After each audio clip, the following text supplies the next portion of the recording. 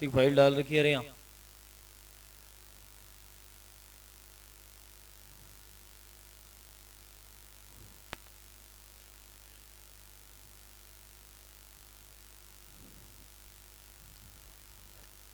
कहाँ तक पढ़ लिया था लास्ट क्लास में?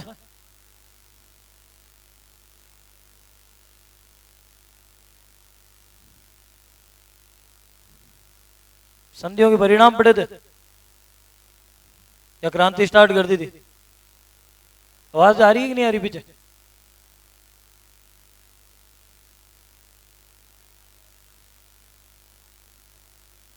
ये नहीं किए थे ना?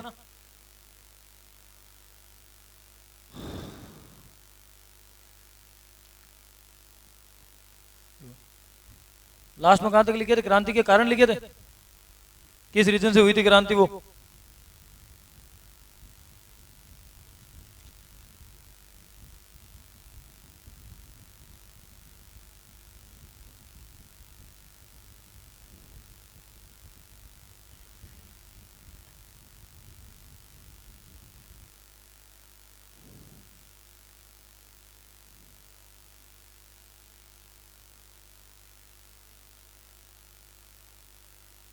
ये देखो आगे, ये 1857 की क्रांति के क्वेश्चन है जो पहले पिछले सालों में पूछे हुए। 1857 क्रांति के जो सवाल पिछले सालों में पूछे हुए ना, वो है जो अपन ने पहले संधि के अंदर पढ़े थे। संधि की स्टार्टिंग की थी, उससे पहले क्वेश्चन देखे थे कि आरएस एग्जाम में कैसे क्वेश्चन पूछे जाते हैं और कैसे नहीं पूछे जाते हैं। 1857 क्रांति में देखो, शेखावाटी ब्रिगेड का मुख्यालय कहाँ स्थित है, कहाँ होगा? देखो 1857 क्रांति पढ़ोगे तब सोचो, ये नाम और ये नाम तो कहीं होने ही नहीं है। खेतड़ी और फतेहपुर तो क्रांति में कहीं नहीं आने वाला नाम। नाम आएगा या तो सिक्कर का या किसका आएगा? झुंझुनू का। सिक्कर का नाम किसके लिए आएगा? सिक्कर के सामंत के लिए, क्योंकि सिक्कर के सामंत ने किसको शरण दी थी? तात्या टोपेगौर। उस वजह से सिक्कर के सामंत को क्या दी गई थी? फांसी की सजा दी गई थी। तो सिक्कर उस वजह से चला गया। अगर वहां होता तो शेखावाटी ब्रिगेड का मुख्यालय। देखो शेखावाटी के अंदर अभी करंट में अगर आप देखोगे कि शेखावाटी नाम से मेन फेमस कौन है, तो वो कौन है? सिक्कर। लेकिन आजादी से पहले अगर शेखावाटी के नाम से सबसे ज्यादा फेमस था तो वो कौन था? झुंझुनू। तो शेखावाटी ब्रिगेड का मुख्यालय कहाँ है? उसके बाद में देखो, निम्नलिखित में तो कौन सा स्थल राजस्थान में 1857 की क्रांति का केंद्र नहीं था? कौन सा नहीं था? ऑप्शन देकर बताओ। देखो आहुआ में तो हमें पता है, ठाकुर खुशहाल सिंह चंपावत। नीमच में पता ही है, नीमच में क्रांति हुई थी 3 जून से। अजमेर में तो 2 केंद्र हैं, नसीराबाद और ब्यावर, जिसमें ब्यावर में क्रांति में भाग ब्यावर ने नहीं लिया था और लिया किसने था? नसीराबाद ने। मतलब अजमेर तो था क्रांति में, भाग किसने नहीं लिया? कौन सी रियासत ने भाग नहीं लिया था? जयपुर ने। यहाँ वो पॉलिटिकल एजेंट ईडन था, ईडन के कहने पर क्रांति शुरू होने से पहले ही क्या कर दी गई? खत्म कर दी गई थी। इसलिए वो क्रांति का केंद्र कभी बन ही नहीं पाया था।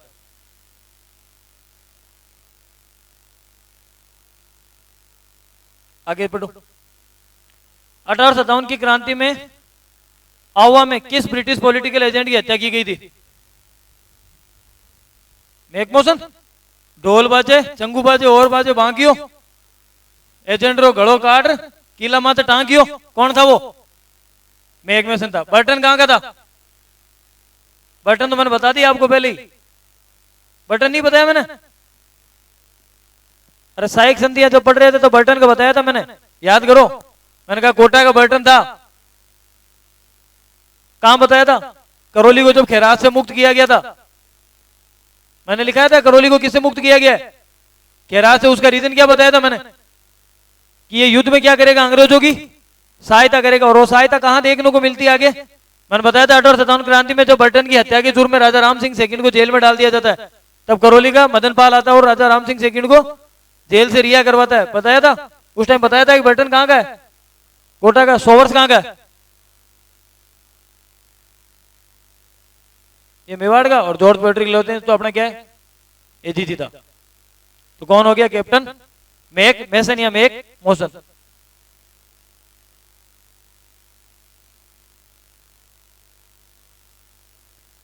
फिर पढ़े थे क्रांति के कारण। क्या क्या कारण थे? कौन याद करके आज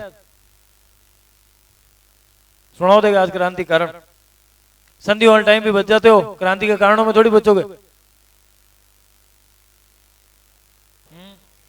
वो तो लिखी हुई है। हाँ ठीक है। हाँ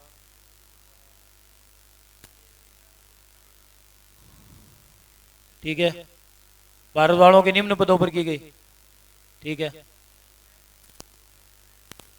समान पदों पर होते हुए भी वेतन में दोनों में क्या रखा गया था, भेदभाव किया जाता था। और वो तो हो गया सैन्य कारण। सामंतों ने क्यों की थी ये बताओ। हाँ हेलो गुड मॉर्निंग। सामंत विरोध का कारण बताओ। पढ़ के नहीं बताना है, घर से भी तो पढ़ के आए होंगे, कुछ समझाया भी था मैंने तो। किसका एग्जाम था? आरएसएटी एग्जाम का कौन टेंशन लेता है, नींद में छूट के देखे आते हैं आरएसएटी। बताओ देखिए सामंत विरोध का कारण।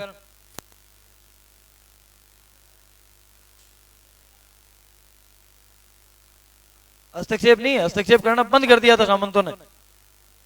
इस वजह से सामंतों की इज्जत दिनों दिन क्या होगी, कम हो गई थी। और कम होने की वजह से सामंतों ने किसका विरोध किया, अंग्रेजों का विरोध करना प्रारंभ किया था। और क्या चीज, सामंतों की चाकरी बंद करवा दी गई थी। क्या होती थी चाकरी? चाकरी किसको पता है? हाँ, चाकरी का मतलब होता है सेवा करना। पहले राजा जो है वो सामंत से पूरा पैसा जो है वो टैक्स में नहीं लिया करता था। जैसे मान लो राजा के यहाँ कोई काम है, 22 ब्याह मंडी हो, तो 22 ब्याह मंडी हो तो सामंत जी तार गांव में 50 जना में 50 जना ले रहे हैं हमारे काम करने वास्ते। सामंत जी वहां लेके गए तो उसके बदले में उनसे क्या नहीं लिया जाता था, सामंत से टैक्स नहीं लिया जाता। इसका मतलब ये हो गया कि अगर सामंत को 100 रुपए देने, कितने देने, 100 रुपए देने, तो 100 में से वो लगभग 30-40 रुपए तो किसमें कटवा लेता था, चाकरी में। और 60 रुपए उसको क्या करना पड़ा था, कैश पे करना पड़ता था। अब जब अंग्रेज आ गए तो किसकी जरूरत नहीं पड़ी, चाकरी की जरूरत नहीं पड़ी। और जब चाकरी की जरूरत नहीं पड़ी तो पूरा पेमेंट किसमें देना पड़ता था, कैश में। इस वजह से सामंत परेशान था कि अगर अंग्रेज चले जाएंगे तो चाकरी क्या हो जाएगी, वापस फिर से स्टार्ट हो जाएगी। और चाकरी जब वापस स्टार्ट हो जाएगी तो स्टार्ट होने से क्या हो जाएगा, ये 60 और 40 का रेशियो खत्म हो गया, वापस किस में आ जाएगा, 100%। इस वजह से सामंत किसके हो गए थे, राजा के और इसके अंग्रेजों के दोनों के अगेंस्ट हो गए थे। फिर जन विरोध का कारण, जनता ने विरोध क्यों किया? ठीक है। हाँ, धार्मिक नीति में क्या हस्तक्षेप होता था उनका? ठीक है। हाँ ठीक है। एकाधिकार बना लिया था अंग्रेजों ने बड़ा, कि हम कहेंगे उतने कहते हैं। 3 गड़िया पड़ता होती है, वो होती है पड़ता। और इंडस्ट्री खत्म कर दी थी इनके लिए, पूरी पूरी इंडस्ट्री खत्म कर दी थी। छोटे छोटे काश्तकार जो थे उनकी काश्तकारियां बंद करवा दी थी। ठीक है, दस्तकारों की दस्तकारियां बंद करवा दी थी। समाज में सुधार, धार्मिक मामलों में क्या स्टार्ट कर दिया था, हस्तक्षेप कर दिया था। ठीक है, उसके बाद में अंग्रेजों ने क्या किया था, सामंतों की सेनाओं को क्या कर दिया था, समाप्त कर दिया था। और सामंतों की सेना समाप्त होने से क्या हुआ, जो लोग पहले से सेना में काम कर रहे थे वो क्या हो गए, बस सीधी सी बात है। जैसे आज गहलोत जी कहते हैं कि आरएस का पति खत्म कर देता हूं मैं, तो आप गहलोत जी के अगेंस्ट हो गए या नहीं हो गए हैं? फिर भी आप भी करोगे, आप भी अंग्रेज विरोधी बनोगे।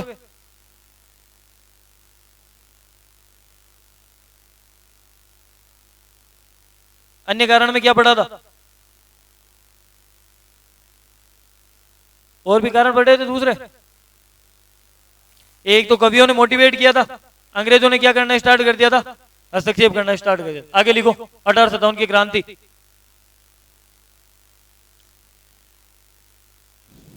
1857 की क्रांति पहले जो पढ़े थे वो कारण है, और ये 1857 की क्रांति का घटनाक्रम। क्रांति से पहले क्या हुआ था और बाद में क्या था।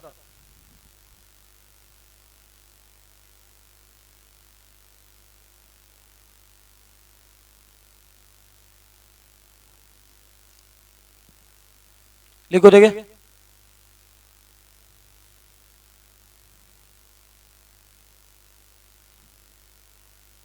देखो, क्रांति से पहले होता क्या था कि दिल्ली में बैठता था कौन, मैंने संधियों में, सहायक संधियों में आपको लिखाया था, दिल्ली में कौन बैठता था अपने यहां का रेजिडेंट। दिल्ली में क्या बैठता था, रेजिडेंट बैठता था। अब अंग्रेजों के दिमाग में एक चीज आई कोई राजस्थान में आज कोई घटना हो रही है, उसका कंट्रोल क्या दिल्ली से हो सकता है क्या? राजस्थान में अगर कोई घटना हो रही है तो क्या उसका कंट्रोल दिल्ली से हो सकता है क्या? वर्तमान में तो आप और भी कर सकते हो कि आपके पास फोन या माध्यम है भाई, calling, internet calling, video calling, voice calling, इनके माध्यम आपके पास है। अंग्रेजों के टाइम नहीं थी, तो उनके पास क्या ऑप्शन हुआ था? उन्होंने क्या किया कि अगर रेजिडेंट के पद को अगर अपन कहां रखते हैं, दिल्ली, तो क्या राजपूताना को नियंत्रण में किया जा सकता है? नहीं किया जा सकता। इसके लिए जरूरी है कि वो जो रेजिडेंट के बैठने की जो जगह होगी वो कहां होनी चाहिए? राजपूताना में। अब राजपूताना को संचालित करने वाली जगह कौन सी होती थी? ऐसी कौन सी जगह थी जो राजपूताना चलाती थी पूरा?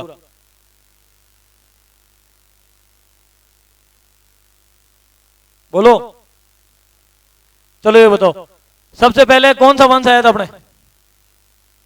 ज्यादा फेमस वंश यही था। इनका कंट्रोल कहां तक था? दिल्ली तक था।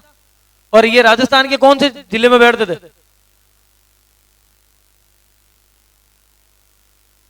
अजमेर में बैठते थे। अजमेर को क्या कहते हैं राजस्थान की? हृदय नगरी।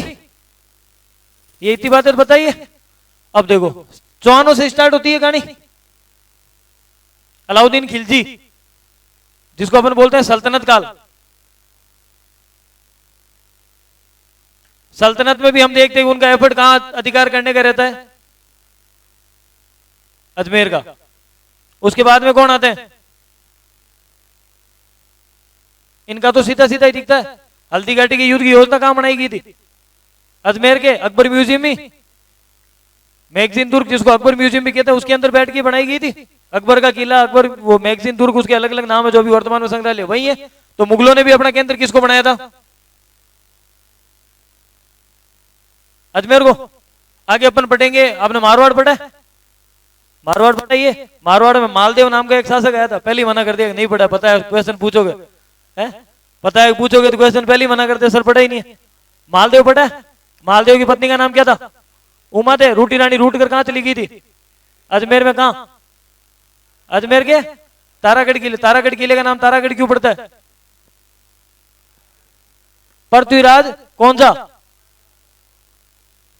सांगा रायमल, उड़ना राजकुमार पृथ्वीराज।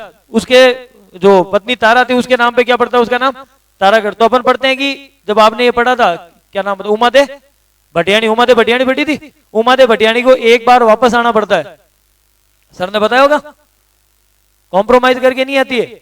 उमा दे भटियाणी के ऊपर उनको पता चलता है कि जब उमा दे भटियाणी अजमेर है, तब उसके अजमेर के ऊपर अटैक किसने कर दिया था?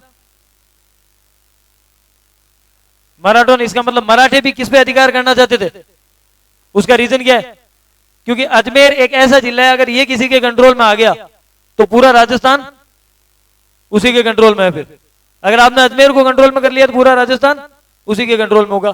जब वहां दिल्ली में बैठे बैठे जीजी ने कहा, किसने कहा? जीजी ने, कि पूरे के पूरे राजस्थान को कवर करना है। और कवर कहां से करना है? राजस्थान के अंदर ही बैठ के करना है। तो राजस्थान के अंदर बैठ के कहां से करोगे?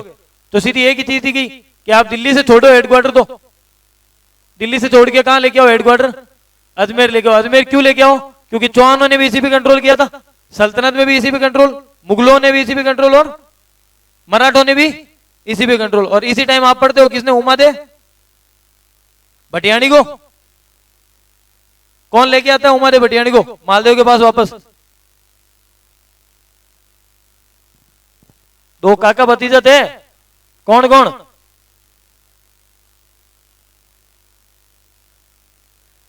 ईश्वरदास जी, और कौन? ईश्वरदास जी भतीजे का नाम क्या था जिसने वो लाइन बोली थी, जे मान रखे तो पीऊ तज पीऊ रखे तज मान, दऊ गए न बंद सके एकण खंबे ठाण। बागीदास। तो क्या नाम था? ऑप्शन तो मेरे दिमाग में क्लिक नहीं हो रहा, इसलिए तुमसे पूछ रहा हूं। है ईश्वरदास जी, ईश्वरदास जी के भतीजे का नाम बे पर कुछ है शायद, अभी आ जाएगा दिमाग में, टेंशन मतलब कहीं नहीं जाने वाला।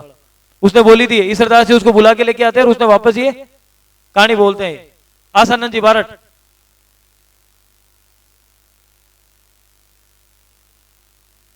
इन्होंने बोली थी ये लाइन। जे मान रखे तज पीऊ तज वो। तो उसके बाद में अंग्रेजों के दिमाग में एक चीज तो आ गई कि दिल्ली से राजपूताना रेजिडेंट को खत्म किया जाए और उसको स्थापित कहां किया जाए, अजमेर में स्थापित किया जाए, ताकि अपन पूरे राजपूताना पर क्या कर सके, कंट्रोल कर सके। और उसी के लिए इन्होंने देखो 1832 में क्या किया है, राजपूताना रेजिडेंट की स्थापना की गई है। और यहाँ पे किसका मुख्यालय बनाया गया, एजीजी का मुख्यालय कहां बनाया गया, पहला एजीजी कौन था, लोकेट। कौन था, लोकेट। लिख लो, देखिए 3 पॉइंट 1832 के पहले।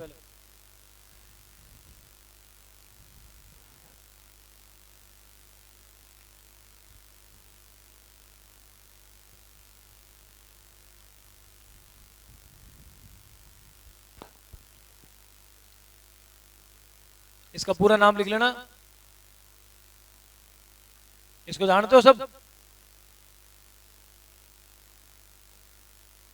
जॉन इब्राहिम। इसका नाम, पूरा नाम था जॉन इब्राहिम लोकेट। ये भी अपने टाइम का जॉन इब्राहिम था, है? John Ibrahim locate.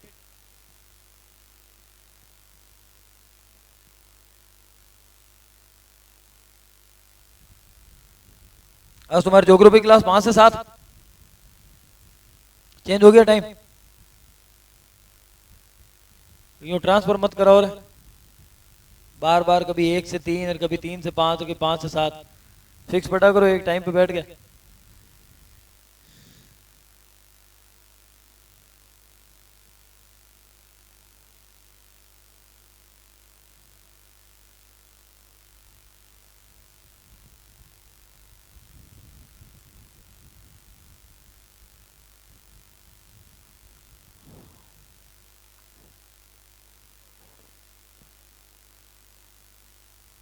आज ये माइक की आवाज कम आ रही है, मुझे लग रहा है माइक की आवाज कम आ रही है ना।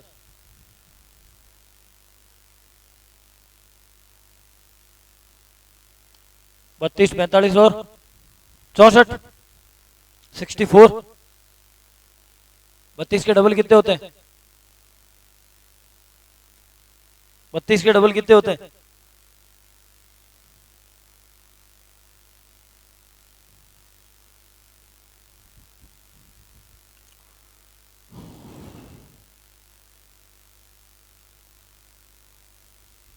लिख लिया। 1832 में 3 घटनाएं, पहले राजपूताना रेजिडेंट की स्थापना की गई थी, एजीजी का हेडक्वार्टर कहां बनाया गया था, ऊपर तो कौन रहता था, जीजी, और जीजी के साथ में कौन रहता था, एजीजी, है जीजी और एजीजी। एजीजी का मतलब क्या होता है, लिख लेना, नहीं बताओ तो एजेंट टू गवर्नर जनरल।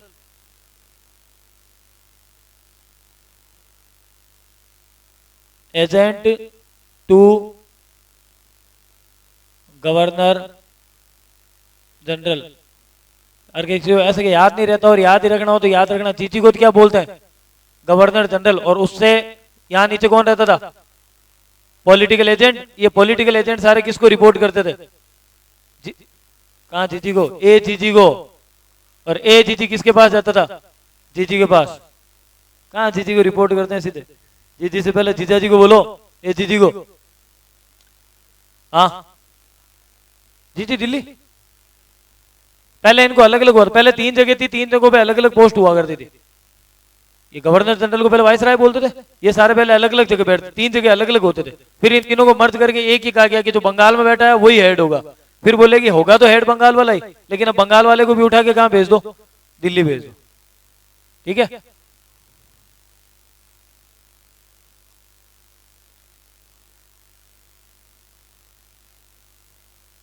अब देखो हुआ क्या था, राजपूताना में कितनी रियासतें थी, जितनी भी रियासतें थी, मान लो ये रियासत है,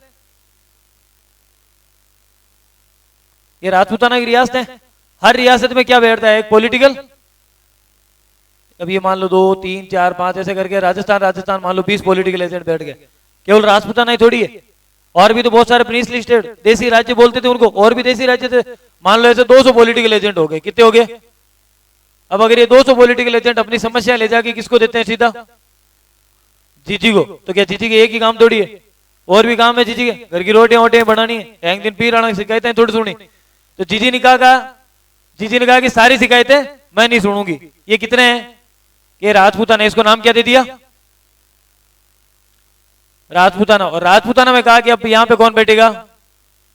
ए जी जी। अब आप क्या करोगे, ये जितने भी पॉलिटिकल एजेंट है ये अपनी शिकायत किसको ले जाके बताते थे? इसमें से 90% शिकायतें तो कौन सोल्व कर देता था? एजीजी सोल्व कर देता। 10% शिकायतें बचती थी, 10% शिकायतें एजीजी किसको ले जाके दे देता था? जी जी। इसका मतलब ये जीजी है और ये कौन है? Political agent. दोनों के बीच में एजेंट का काम कौन कर रहा है? एजीजी, जो एजेंट है किसका? गवर्नर जनरल का। Agent to governor general. Political agent का किससे कनेक्शन करवाना चाहता है? जीजी से। अगर पूछ ले आपके आरएस मेंस में 2 नंबर का तो लिख देना एजीजी का मतलब क्या होता है? Agent to governor general. इसका कार्य क्या होता था? पॉलिटिकल एजेंट से प्राप्त जानकारियों को किसके पास भेजना? गवर्नर जनरल को, तथा पॉलिटिकल एजेंट की समस्याओं का निस्तारण करना, तथा गवर्नर जनरल के द्वारा दी गई जितनी भी गाइडलाइन, जितनी भी गाइडेंस वहां से मिलेगी उस गाइडेंस को ये क्या करता था? पॉलिटिकल एजेंट तक पहुंचाता था। उसके बाद में जो भी पहला एजीजी कौन था उसके बारे में लिख देना। कौन था पहला एजीजी? अभी लिखा है ये देखो, जॉन इब्राहिम का नाम लिखाया था तुम्हें अभी। एजीजी कौन था? Mister locket. अब लिखो आगे। अब देखो वही ये था कि 1832 में इनको कहां ले जाके बिठा दिया? अब गोरे बापड़े भले आदमी, उनके क्या होती थी? चमड़ी क्या होती थी? गोरी गोरी होती थी। अब चमड़ी घनी गोरी होती थी, चमड़ी 6 महीने गोरी रहती थी उनकी। 6 महीने जैसे ही लू आती इधर से चमड़ी काली पड़ना स्टार्ट। अब अंग्रेज भाई साहब 6 महीने बाद छुट्टी लेके घर जाते लुगाई पहचानने से मना कर देती। कौन है भाई? बारह। एजीजी ने कहा भाई ए जीजी भारत काम बैठे कौन, मन घर जाते ही मना कर दे। तो फिर एजीजी को समझाया गया कि अब करना क्या चाहिए तुम्हारा? तो बोले मैं तो 6 महीने ही जॉब करूंगा। कितने महीने जॉब करूंगा? 6 महीने। और जैसे ही गर्मी आएगी मैं क्या करूंगा? यहां से भाग जाऊंगा। गर्मी आई, गर्मी आती भाग जाऊंगा। मैं तो अजमेर में क्या राजस्थान के किसी भी हिस्से में भी नहीं रहूं। तो इस बारे में रिसर्च की गई कि क्या राजस्थान में कोई भी ठंडा एरिया है? तो पता चला कि कहां है एरिया? माउंट आबू कौन से जिले में? सिरोही अंग्रेजों से डरता है कि नहीं डरता? सिरोही अंग्रेजों से डरता है कि नहीं डरता? सहायक संधियां लिखाई थी तो बताया था मैंने कि सिरोही तो लास्ट में हाथ जोड़ने आता है, बाप जी संधि कर लो, काली गाय यूं था कि सबसे लास्ट में आती है सिरोही। 1818 में नहीं आती है, ना 1817 में, ना 19 में, लास्ट में आती है जाके। कौन था? मान सिंह। कोई मान सिंह नहीं आया था। हाँ, मान सिंह की वजह से नहीं हुई थी। हाँ, आप ये बोल रहे हो मान सिंह की वजह से हुई थी।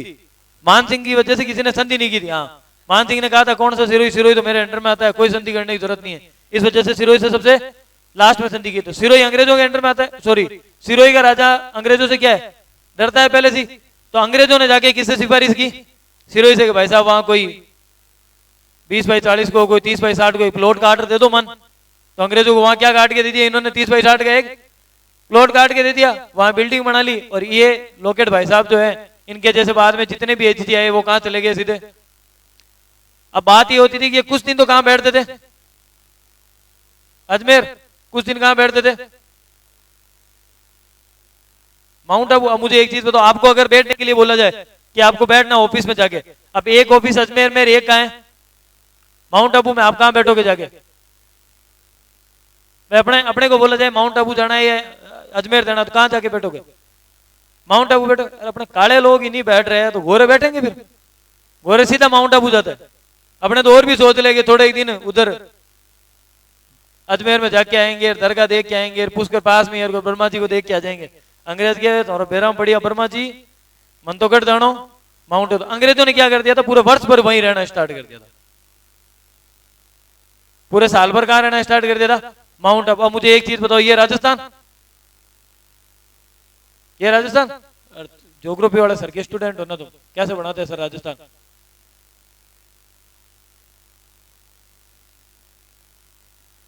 ऐसा ही कुछ बनाते हैं सर?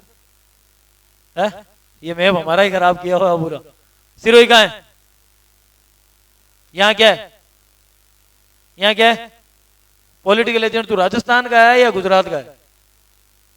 अगर तू माउंट आबू में बैठता है तो पॉलिटिकल एजेंट राजस्थान का है या गुजरात का है? ये कॉन्फ्लिक्ट पैदा हो गया था, जिस वजह से बाद में देखो 1864 में इनको एग्रीमेंट करना ही पड़ा कि अब एजीजी का मुख्यालय 6 मासिक व्यवस्था स्टार्ट करेंगे, जिसमें 6 महीने जो गर्मी के होंगे उनमें तो कहां बैठेगा, और जो 6 महीने सर्दी के होंगे उसमें कहां बैठेगा, वो अजमेर बैठेगा। तो 1864 में जाके 6 मासिक व्यवस्था इनको लानी ही पड़ी, जिसमें 6 महीने तो कहां बैठेगा पॉलिटिकल एजेंट, और 6 महीने। उसके पीछे का रीजन क्या है कि अंग्रेज क्या करने लगे थे, वर्ष भर कहां रहने लग गए थे, पूरे साल भर ही माउंट आबू रहने लग गए थे। लिख लो देखा कि याद रखो।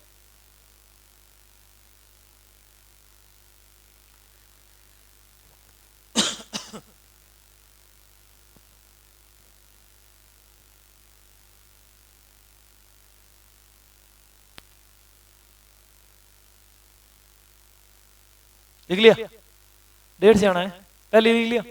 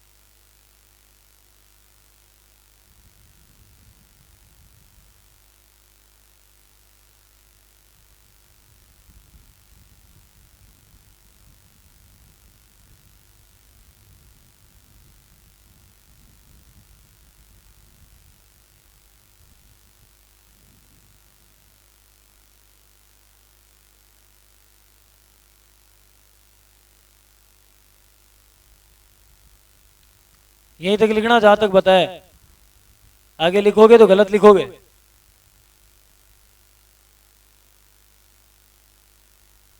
अगली लाइन में लिखो 1857 की क्रांति के समय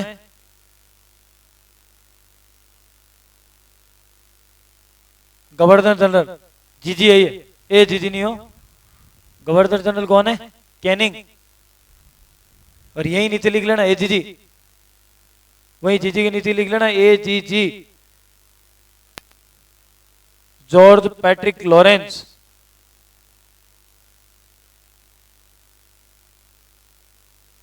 चला गया,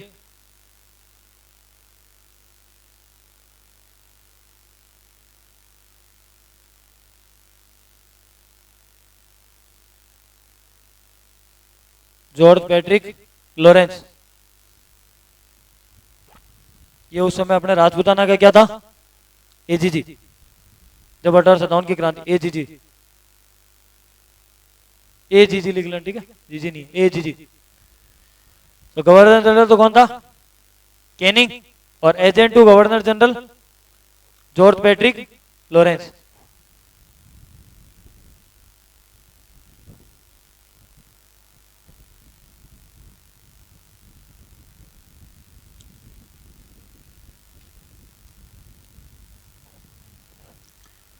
ये जो लॉरेंस का परिवार है ना, कौन सा लॉरेंस बिश्नोई नहीं, पैट्रिक लॉरेंस। इस पैट्रिक लॉरेंस का परिवार जो बचपन से सुनते आ रहा हूं ना, शर्मा जी का परिवार, तो ऐसे शर्मा जी का परिवार है ये अपने आप में। 3 भाई थे, तीनों बड़े बड़े पद पर, जॉन लॉरेंस, कर्नल लॉरेंस और पैट्रिक लॉरेंस, ये 3 भाई थे। जॉन लॉरेंस आगे जाके अपन पढ़ेंगे कि अपने भारत का गवर्नर जनरल रहा हुआ है। जॉर्ज पैट्रिक लॉरेंस अपन पढ़ ही रहे, राजस्थान का क्या है, एजीजी। और इनका तीसरा भाई था कर्नल लॉरेंस, वो भी क्या था, एजीजी। कहां का, पंजाब का। 3 भाई थे, ये तीनों शर्मा जी के परिवार। अपने नहीं सुनते घर में, घर में तो क्या ही सुनते हो, शर्मा जी मिलते ही नहीं, बाकी मूवी सुनते ही हमेशा, कोई सी भी मूवी हो, शर्मा जी के बच्चे ने वो कर दिया, शर्मा जी के बच्चों ने।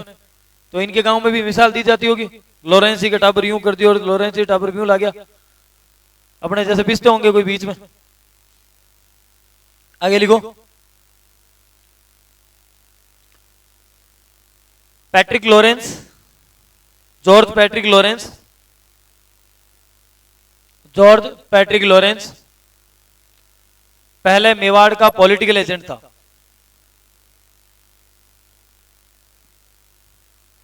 जॉर्ज पैट्रिक लॉरेंस पहले मेवाड़ का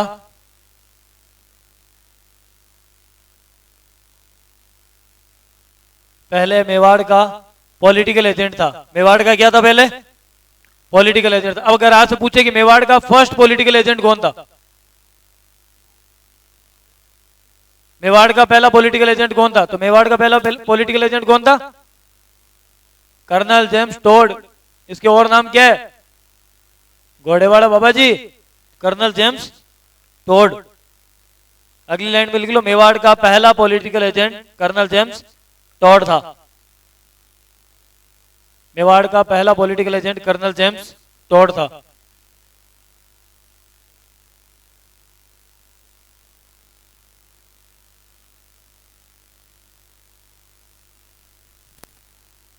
लिख लिया?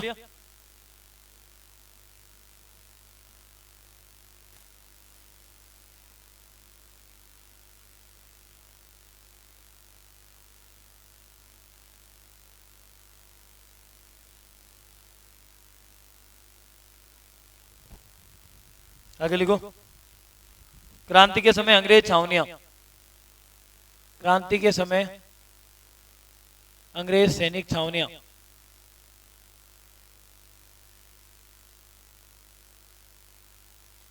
ऑनलाइन किसी ने क्लास से ली होगी तो एक ट्रिक सुनी होगी, ए नन्ही ब्याह देख। 1857 क्रांति पढ़ाते तो मार साहब लिखवाते हैं कोई ना कोई, ए नन्ही ब्याह देख। ये 6 छावनियां याद करने की ट्रिक बताते हैं, नन्ही ब्याह देख। लेकिन ए नन्ही ब्याह नहीं देखना अपने, इनको एक सीक्वेंस में याद रखना है। नसीराबाद, निमस, देवली, एरिनपुरा, ब्यावर और खेरवाड़ा। लिखो, देखिए चारों पांचों नाम पहले साथ। नसीराबाद, नीमच, जैसे मैं लिख रहा हूं वैसे ही लिखना। देवली,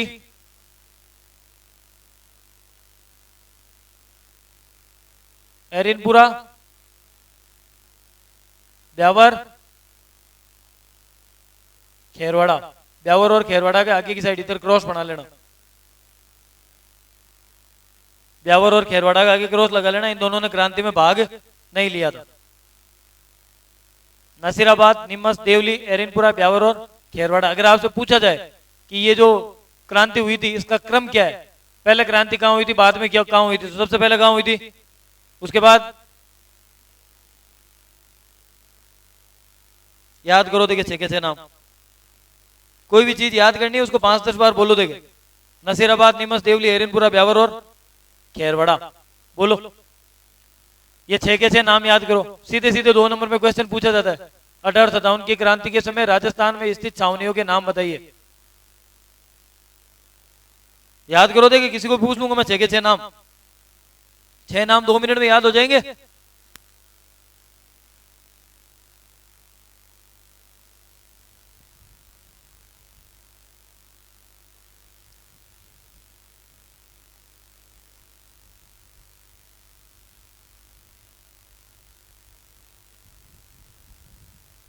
और याद करने का सबसे बेस्ट तरीका कौन सा होता है?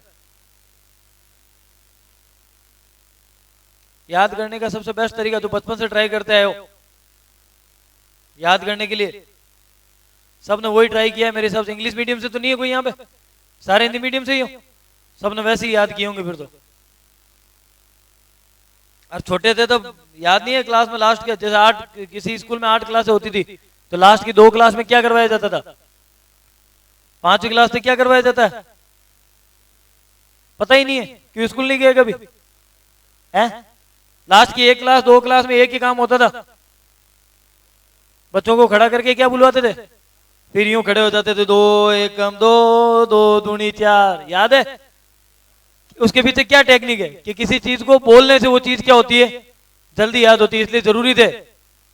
मार साहब खड़े होके आगे ये 2 बच्चों को खड़ा करते थे और वो गर्दन नीचे करके 2 एकम 2, 2 दूनी 4 करते रहते थे आगे। यही बात है, ऐसे याद किए होंगे। इसका मतलब याद करने की सबसे बेस्ट टेक्निक कौन सी है?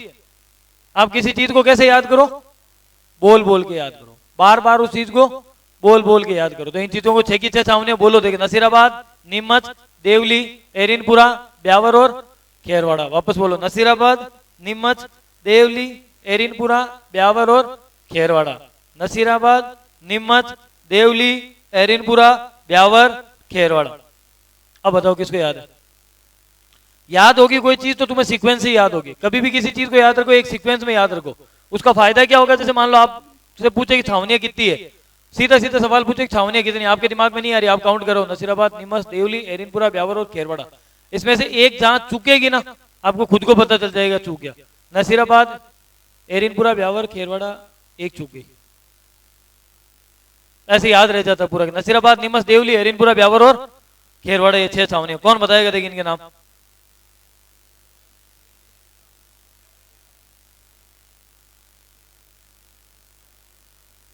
किसको याद है?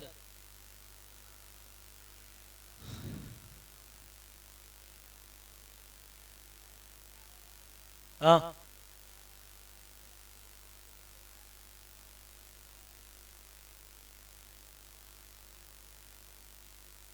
बोलो।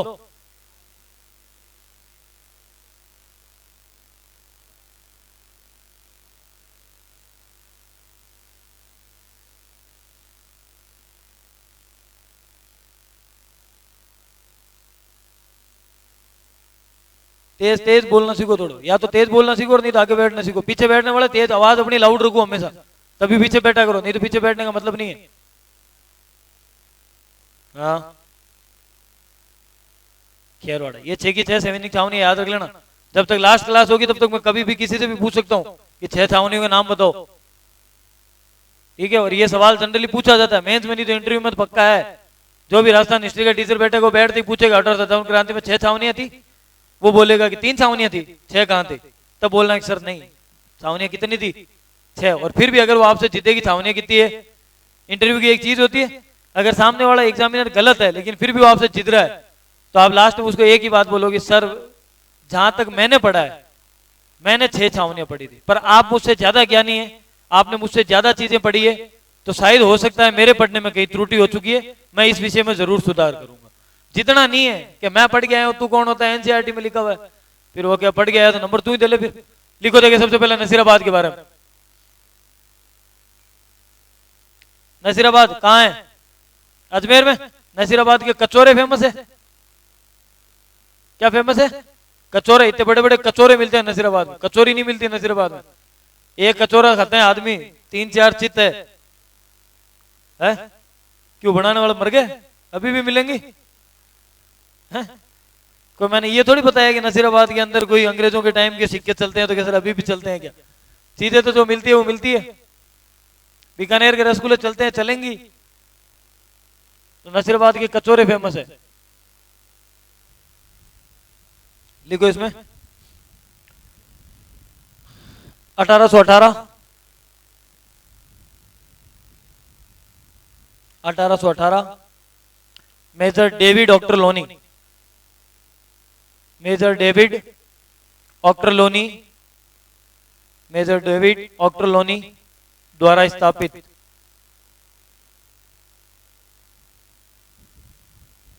मेजर डेविड ऑक्टरलोनी द्वारा स्थापित। अब देखो हर जगह कोई भी किसी भी जगह को स्थापित करेगा तो अपने नाम से ही स्थापित करेगा। मेजर डेविड ऑक्टरलोनी, इसका नसीराबाद से क्या संबंध हुआ? इसका नसीराबाद से क्या संबंध हुआ? कोष्टक में लिखो। मुगल बादशाह ने इसको नसीर की उपाधि दी थी। मुगल बादशाह द्वारा मेजर डेविड ऑक्टरलोनी को नसीर की उपाधि दी गई थी। नसीर की उपाधि दी गई थी।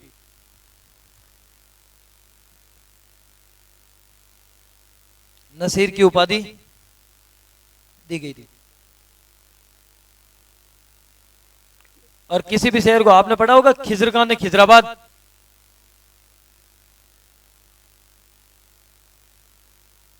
नाम पढ़ा होगा है? अलाउद्दीन खिलजी, अलाउद्दीन खिलजी से पूरा चित्तौड़ बर्बाद करके चला जाता है तो किसको सौंपने जाता है?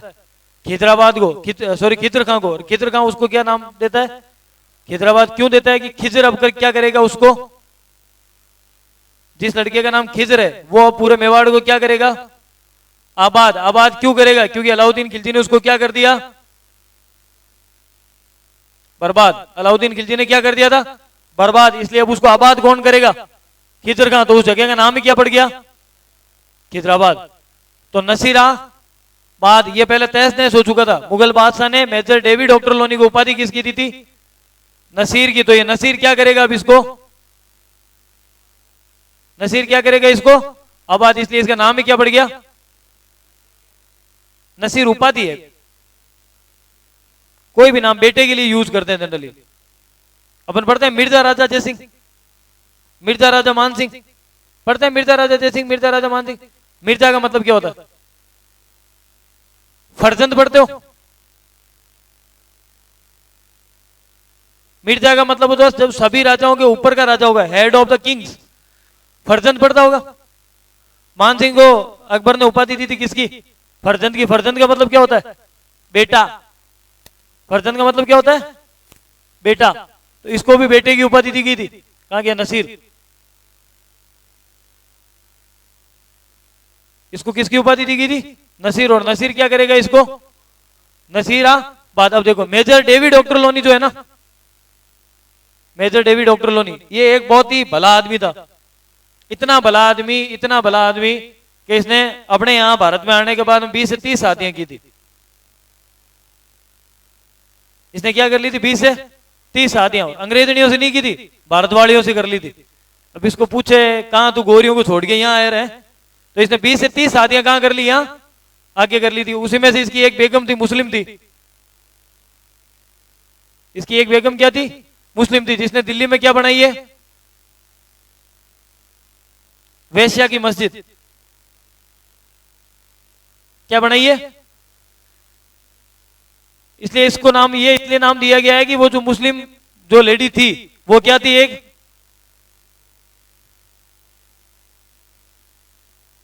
बार डांसर थी। क्या थी? बार डांसर, ठुमके लगाती थी।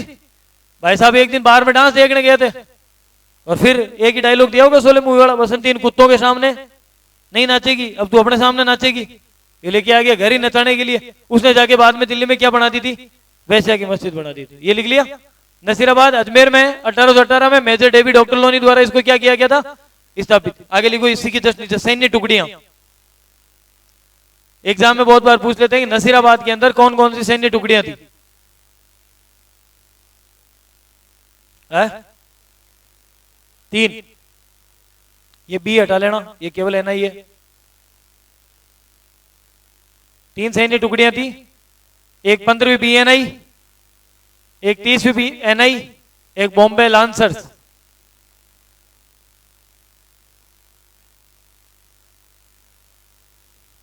बॉम्बे लांसर्स लिख लो तीनों नाम।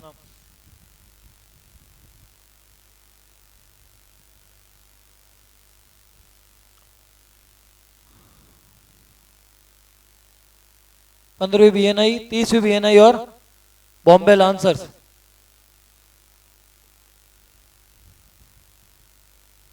लिखो आगे। दूसरी सैनिक छावनी में लिखो नीमच। और ये कौन सा प्रदेश है? मध्य प्रदेश, मामा की नगरी। मामा की नगरी मध्य प्रदेश है। किसकी? अभी शिवराज सिंह की है ये। मुख्यमंत्री कौन है? शिवराज सिंह। मामा की नगरी में आपका हार्दिक स्वागत है। आपके राजस्थान के राजस्थान पत्रिका अखबार में जो आपके घर पे आता है, उस पे भी एड के नाम पे अगर किसी की सबसे बड़ी फोटो आएगी तो वो किसकी आती है? राजस्थान पत्रिका अखबार उठा के देख लेना। राजस्थान पत्रिका क्या, राजस्थान में आने वाला कोई भी अखबार, सब अखबार में इसकी फोटो मिल जाएगी पूरे एक पेज पे। मध्य प्रदेश को बनाएंगे सुनहरा, मध्य प्रदेश को बनाएंगे सुनहरा।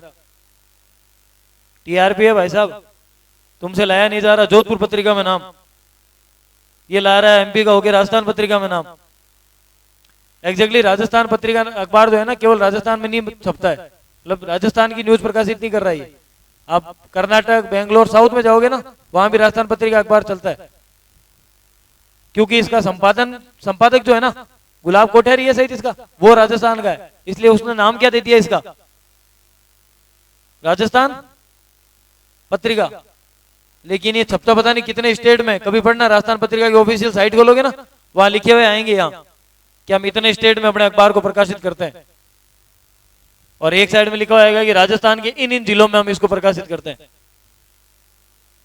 देखिए एक नहीं देखिए राजस्थान पत्रिका प्रिंटिंग प्रेस किसी ने, किसने देखी प्रिंटिंग प्रेस?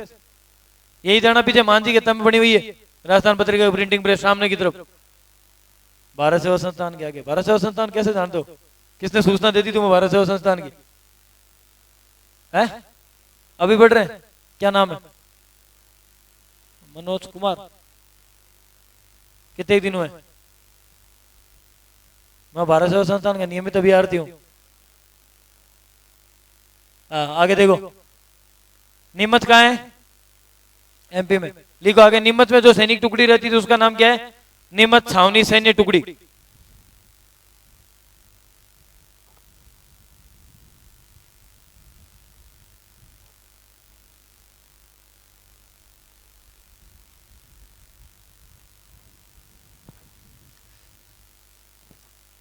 एक चीज बताओ, अंग्रेज अपने इंडिया में आए क्यों थे? अंग्रेज यहां आए थे ना कंपनी के। हाँ, क्यों आए थे? तो व्यापार करने के लिए आए थे, पर क्या उद्देश्य क्या था? सिर्फ व्यापार करना उद्देश्य था उनका? है सिर्फ पैसा कमाना? पैसा कमाना भी उद्देश्य नहीं था। अंग्रेज यहाँ 3 कॉन्सेप्ट लेके आए थे। अभी कौन सी जनरेशन चल रही है? 5G। अंग्रेज लेके आए थे कौन सी? 3G। 3G का मतलब क्या होता है? सबसे पहला उद्देश्य जो आपने बताया था, गोल्ड, अपना सपना, मनी। मनी पैसा कमाने के लिए आए थे गोल्ड के रूप में। बोला जाता है कि भारत एक सोने की चिड़िया थी जिसको लूट के ले गए थे अंग्रेज। सोने की चिड़िया मतलब भारत में सोना बहुत ज्यादा था और वो लूट के कौन ले गए? हालांकि लेके तो इंदिरा गांधी गई थी, लेकिन फिर भी बोली तो अंग्रेजों का नाम। तो गोल्ड के अलावा दूसरा था ग्लोरी। ग्लोरी क्या होता है? प्रतिष्ठा। ग्लोरी का मतलब क्या होता है आपकी? एक बात बताओ, आज आप यहां बैठो, आपको पता चले कि भारत वालों को पाकिस्तान वालों ने ठोक दिया, आपको ऐसा नहीं लगेगा मेरी प्रतिष्ठा डाउन होगी? लगेगा या नहीं लगेगा? और वही पता चले कि कल भारतीय सिपाही चीन की सीमा में घुसे और बीजिंग तक भारत का झंडा लहरा रहा है, तो आपकी प्रतिष्ठा बढ़ी? प्रतिष्ठा बढ़ के मतलब बढ़ेगी कहां? लेकिन फिर भी यूं फील आता है ना, अंग्रेज उस फील के चक्कर में फंसे हुए थे। अंग्रेजी साम्राज्य के बारे में कहा जाता है कि विश्व का एकमात्र साम्राज्य जिसमें कभी सूर्यास्त नहीं होता था। ब्रिटिश हुकूमत जहां तक थी ना, ब्रिटेन के जो राज्य है ना, उसमें कभी सूर्यास्त नहीं होता था। इसका क्या मतलब हुआ? इसका मतलब ये कि ये क्या है, तुम्हारी धरती, अगर इस छोर पे तुम्हारा सूर्योदय होगा तो उस साइड क्या रहेगा? सूर्यास्त। अंग्रेजों का आधिपत्य दोनों साइड है, इस तरफ सूर्यास्त नहीं होगा, उससे पहले उधर क्या हो जाता है? सूर्योदय। मतलब ब्रिटिश साम्राज्य के अंदर तो कभी भी सूर्यास्त नहीं होगा। एक साइड सूर्यास्त होगा तो पता चला दूसरी तरफ पहले सूर्योदय हो चुका है। जैसे अपने भारत के लिए, अगर भारत का कोई महानतम राजा होता तो उसके लिए कहा जाता है इनका राज्य जो है अटक से कटक तक था। वैसे अंग्रेजी साम्राज्य के लिए बोला जाता है इनका कभी क्या नहीं होता था? सूर्यास्त नहीं होता था। दो तो हो गया कॉन्सेप्ट, एक तो गोल्ड, दूसरा, तीसरा, तीसरा क्या है? The Kerala story, God. तीसरा कॉन्सेप्ट क्या था इनका? गॉड। जितने भी लोग हो उनको क्या स्वीकार कराना है? ईसाई धर्म। और ईसाई धर्म कैसे करवाओगे आप? धर्मांतरण। और धर्मांतरण का कॉन्सेप्ट कल मैंने बताया था, पहले उनका क्या कर दो? उनके धर्म को क्या कर दो? भ्रष्ट कर दो। कहां ब्रेन वॉश? ब्रेन वॉश अब करते हैं, मैंने ये भी बताया था। मैंने कहा ब्रेन वॉश का कॉन्सेप्ट अब है। अंग्रेज सिर्फ एक चीज में भरोसा रखते थे कि कोई भी हिंदू है तो हिंदू का हो या कौन है? मुस्लिम। उनका धर्म क्या कर दो? भ्रष्ट कर दो। और अपने यहाँ पे कौन सा कॉन्सेप्ट नहीं है? बैक टू पवेलियन वाला कॉन्सेप्ट नहीं है। वापस घर वापसी यहाँ पे नहीं होती। अब तो घर वापसी होने लगी, कौन करवा रहा है? न्यूज नहीं देखते हो रहे? आए दिन अखबार में आती है। आजकल तो ये घर वापसी बहुत ज्यादा फेमस हो रही है। कौन करवाता है? डर क्यों रहे हो? खुल के बोलो, यार गलत हो गया, सही होगा। बागेश्वर धाम सरकार करवाते हैं घर वापसी, वो घर वापसी वाला कॉन्सेप्ट है। ये हो गया। अब एक चीज आपके दिमाग में और आ रही है, अपने छावनियां किसकी लिख रहे हैं? 1857 की क्रांति में कहां की छावनियां लिख रहे हैं? राजस्थान की। नीमच कहां पड़ता है? नीमच कहां पड़ता है? एमपी में। लेकिन ये भी पहले किसका भाग था? राजपूताना का। किसका भाग था? राजपूताना का भाग था। अगला लिखो देवली। देवली कौन से जिले में पड़ता है? टोंक।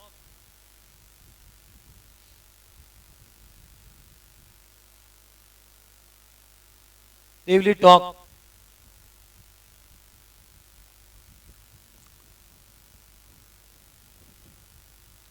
देवली टोंक।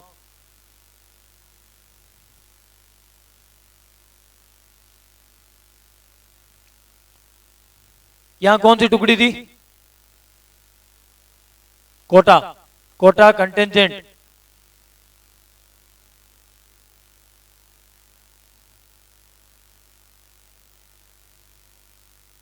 ये नाम लिखना, कोटा कंटेंजेंट टुकड़ी।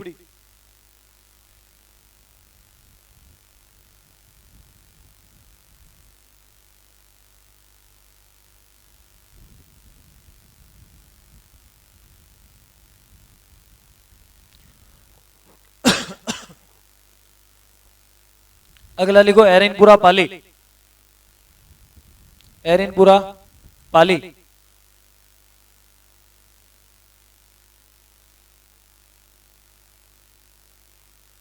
ये एडी और बीसी तो समझ में आता है तुम्हें?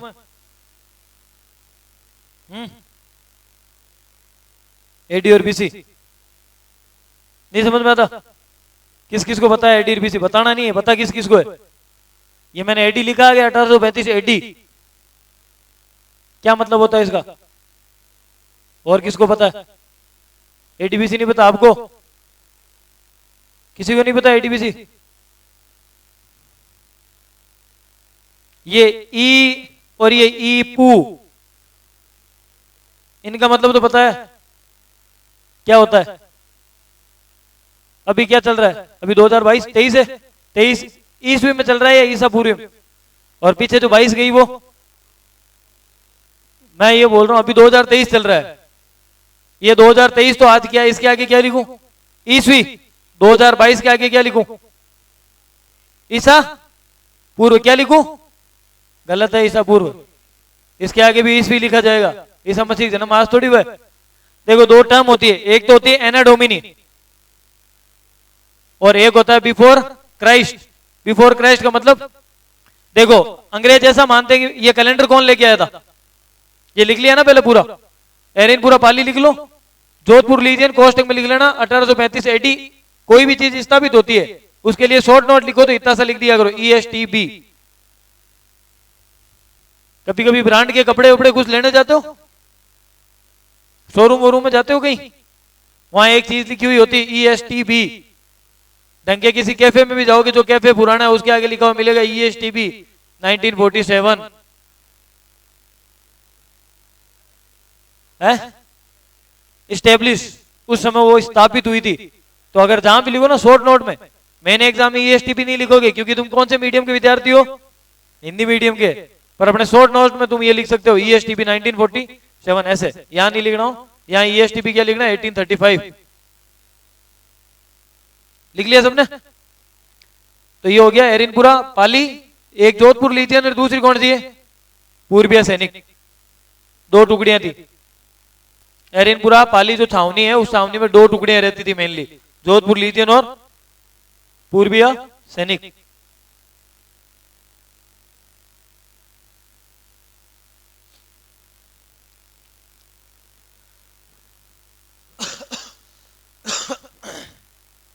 एक जनरली तुम लोग देखते हो कि कोई मरता है तब नीचे एक नाम लिखते हैं अपन,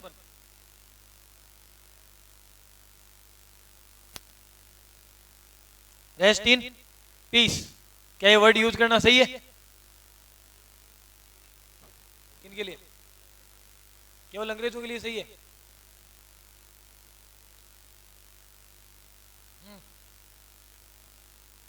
क्या मतलब होता है रेस्ट इन पीस? किसको? शांति। तो मैं बोल दूं कि रेस्ट इन पीस, तुम्हें भी शांति प्रदान करे। शांति प्रदान करने के लिए रेस्ट इन पीस थोड़ी सांत्वना देना, मतलब जो मर गया आप उसको सांत्वना दे रहे हो कि भाई तू रेस्ट इन पीस, सांत्वना दे रहे हैं तुझे, तू भड़क मत जाना, कल को कोई बोमिया बन के पितर बन के मेरे घर पे आएगा। है शांति मिल गई किसको? घर वालों को। गए और लार छूटी, आ मिली शांति। अलग क्या है तुम्हें? वही तो पूछ रहा हूं। देखो रेस्ट इन पीस का मतलब क्या होता है? जब हिंदू मरता है, अपने जब मरते हैं ना, तो अपने मरने के पीछे लॉजिक क्या लगाते हैं? आज मरे, अपने क्या बोलते हैं? आज मरियो काल भूमियो उगो, काल पितर उगो। मतलब आज मरते हो तो मरते ही आपका क्या हो जाता है? आत्मा का किससे मिलन हो जाता है? परमात्मा से। बोलते नहीं यमराज आता है, यमराज गुनाहों के बारे में पूछता, हालांकि यमराज आता हुआ तो कोई नहीं है, मैंने तो नहीं देखा, मैं मरा था तब तो आया नहीं था कोई यमराज, तो यमराज कोई आता तो नहीं है, लेकिन फिर भी ये मानते हैं अपन भाई। अपनी माइथोलॉजी क्या बोलती है, हिंदू माइथोलॉजी क्या बोलती है कि कोई इंसान अगर मरता है तो मरने के तुरंत बाद उसका क्या, किससे मिलन हो जाता है, परमात्मा से। या उसके अलावा मैं दूसरा वर्ड बोलूं तो अपन तो यूज यही करते हैं, मरता भी कैसे है कि यमराज का दूत आता है और वो दूत आके उसको उसके प्राण पकड़ के लेके जाता है, ये भी सही है। दोनों चीज यूज करते हैं। क्या मुस्लिम और ईसाई इस चीज में भरोसा करते हैं? वो क्या करते हैं, दफन करते हैं, और वो विश्वास करते हैं कयामत के दिन पर। वो क्या कहते हैं, एक दिन क्या आएगा, कयामत का दिन आएगा, जिस दिन अल्लाह आपके द्वार पे आएगा और अल्लाह आपसे आपके गुनाहों का पूछेगा। कब्रिस्तान में आके बैठेगा अल्लाह और पूछेंगे, आजा भाई कब्र नंबर 1 पारा, फिर उससे पूछे बता तुझसे क्या क्या गुनाह तूने किए हैं, फिर वो बताएगा साहब ये गलतियां मुझसे हुई है, अल्लाह उसको बताएंगे, वापस उसे फीडबैक लेंगे। तब तक उसको क्या करना है भाई, अल्लाह कोई आज तो आएगा नहीं वो तुम्हारा नंबर आएगा उस दिन आएगा। अब आरपीएससी में आरएस की वैकेंसी आए तो अल्लाह आए पूछने के लिए, तब तक तो आया नहीं। तो रेस्ट इन पीस, जब तक अल्लाह आपके पास नहीं आता तब तक आप शांति से सोए रहे। रेस्ट इन पीस, शांति से रेस्ट करो, आराम से जगह थांदियोड़ी है, 4x4 खाटो खोदियोड़ो है, वहीं सुता रहो। आपका कयामत का दिन आएगा, अल्लाह आएंगे, आपसे आपके लेखा जोखों का हिसाब रखा जाएगा। तो आज से कोई भी हिंदू मरे तो नीचे ये मत लिखा करो रेस्ट इन पीस, बापड़ा हो गया वो तो पीस ले गया उसको तो पहली। अगर कोई आपका मुस्लिम दोस्त मर जाता है तो उसके नीचे लिख दो RIP। कोई ईसाई दोस्त होगा ही नहीं, हो बन जाए कोई जॉनसन जी तो उसके नीचे लिख देना RIP, पर किसी हिंदू के नीचे मत लिख देना RIP, ठीक है? क्योंकि हिंदू के लिए एक ही टर्म यूज होता है, ओम शांति। हाथों हाथ तुरंत प्रभाव से, ओम में विलन है।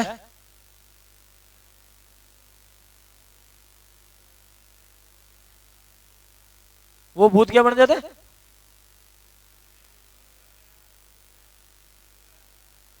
हाँ अपने वाले कुछ भी बन सकते हैं, भौम्य पितर है, मतलब राजस्थान वाले जितने तो कोई भूंगड़ है ही नहीं, इनका तो बस चले नहीं वरना बना दे किसी को भी पितर। एरिनपुरा लिख लिया, जोधपुर लीजियन, और ये देखो ये है, अभी भौमिया जी की बात कर रहे थे तुम, ये आ गया तुम्हारे भौमिया जी। ब्यावर अजमेर 5 नंबर छावनी,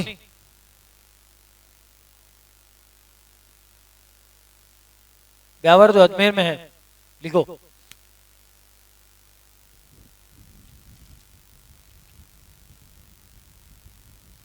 अठारह सौ 22 मेर रेजिमेंट सैन्य टुकड़ी, 1822 मेर रेजिमेंट सैन्य टुकड़ी।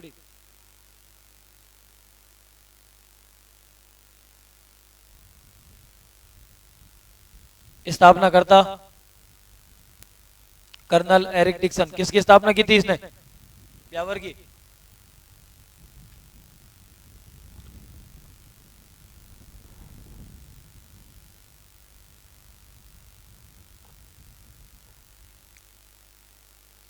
तुम में से ब्यावर नाम इंग्लिश में कौन कौन लिख सकता है,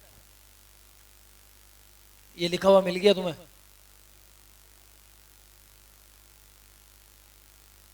अब लिखो ब्यावर की स्पेलिंग क्या होती है। अगर मैं लिखूं ब्यावर की स्पेलिंग ये होगी,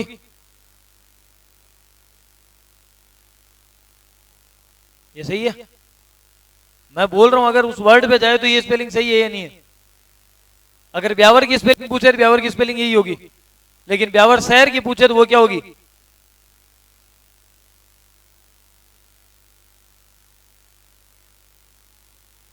है? कहां ये आता है, ब्यावर में नहीं आता।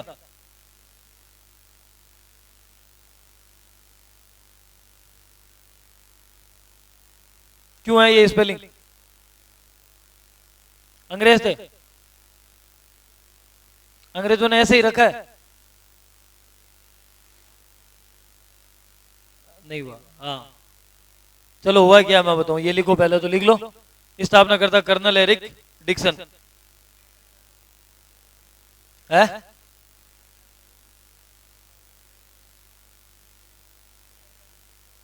देखो तुम जब यहां से बनारस साइड जाते हो, गए होगे कभी, बनार साइड जो जाती हो, बीच में आर्मी का एरिया आता है, आर्मी एरिया से पहले क्या लिखा हुआ था?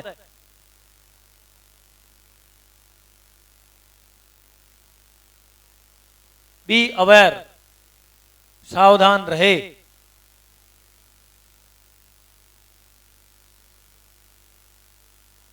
ये लिखा हुआ है। हुआ ये था कि यहां पे ब्यावर के आसपास का जो एरिया था ना, ब्यावर के आसपास का एरिया, यहां अरावली पर्वतमाला का विस्तार बहुत ज्यादा है। अरावली के विस्तार के कारण वहां क्या होती है ज्यादा? क्या होती थी? लूट होती। तो लूट होने की वजह से वहां अंग्रेजों ने अपना एक अलग से, वरना सोचो अजमेर पहले से ही अंग्रेजों का गढ़, नसीराबाद छावनी, ये भी छावनी है, तो ब्यावर की जरूरत कहां पड़ी?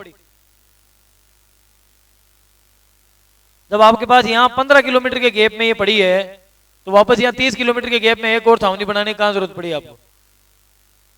लूट होती थी, इस वजह से उस एरिया को किसमें बदल दिया गया था? हाँ, तो बीच में तो अजमेर पड़ता ही है। ब्यावर आता है इधर वाली रूट पे, ये आपके जोधपुर वाली जो रूट आती है, प्याली वाली, पाली वाली, और नसीराबाद उधर वाली रूट पे जाता है, जो भीलवाड़ा होते हुए आगे चली जाती है उस रूट पे। जयपुर वाली पे नहीं आता, भीलवाड़ा रूट पे आता है ये नसीराबाद। ठीक है, बट स्थापित करने की जरूरत भी कहां पड़ी? जब अजमेर में खुद के पास सेना पड़ी है, नसीराबाद की अलग से आपके पास सेना पड़ी है, और ये नसीराबाद भी आपने स्थापित किया है पूरा, फिर आपको इधर एक नया शहर भी अवेयर के नाम से स्थापित करने में कहां जरूरत है? मजा आई। लूट होती थी, इस वजह से वहां क्या बना दिया? एक नया छावनी बना दी। छावनी बना दी, तो छावनी बनाने के बाद वहां बाहर आगे क्या लिख दिया? बी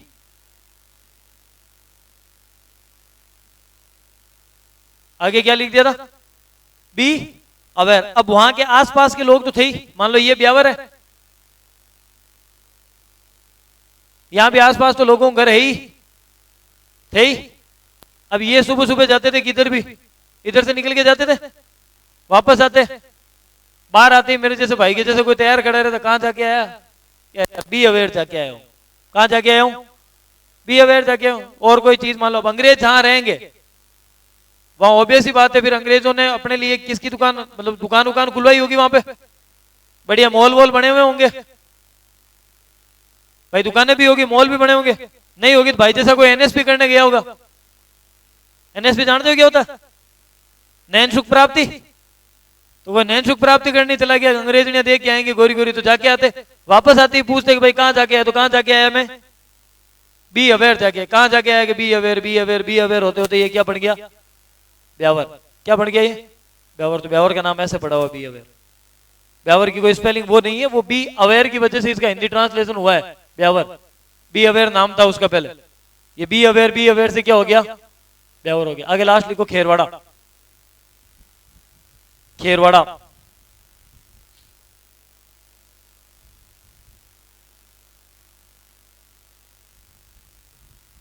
खेरवाड़ा उदयपुर, इसमें लिखो 1841 में स्थापित मेवाड़ भील कोर MBC।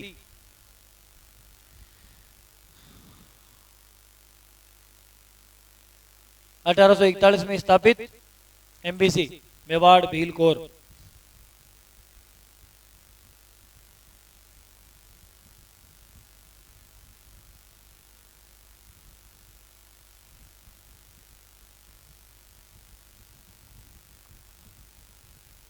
लिख लिया?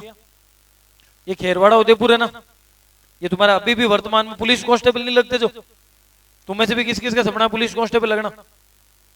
कांस्टेबल कौन कौन बनना चाहता है? अरे बोल तो ऐसे रहे हो जैसे आज ही DYSP बन गया, पता ही नहीं है कांस्टेबल होता कौन है। कांस्टेबल बनने का सपना किसका है किसी का? अगर किसी का कांस्टेबल बनने का सपना हो तो RS की तैयारी मत करना, और RS की तैयारी करने वाला कभी कांस्टेबल का पेपर मत देना, और कोई सा भी पेपर दे लेना, कांस्टेबल का पेपर मत देना कभी। उसका रीजन पता है क्या है? RS की तैयारी करने वाला कभी कांस्टेबल का पेपर पास ही नहीं कर पाता, और ये रियलिटी है। जो RS की तैयारी करेगा वो कभी भी कांस्टेबल का पेपर फाइट नहीं कर पाएगा।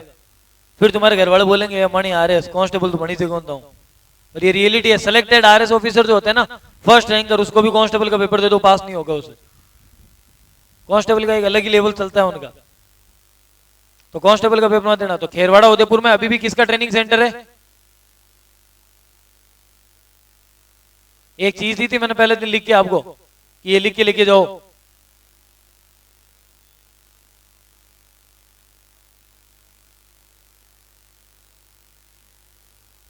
खोलो पहला पेज, अपने रजिस्टर का पहला पेज खोलो। मैंने लिखाई थी ये लाइन, क्यों लिखाई थी? हाँ देखी,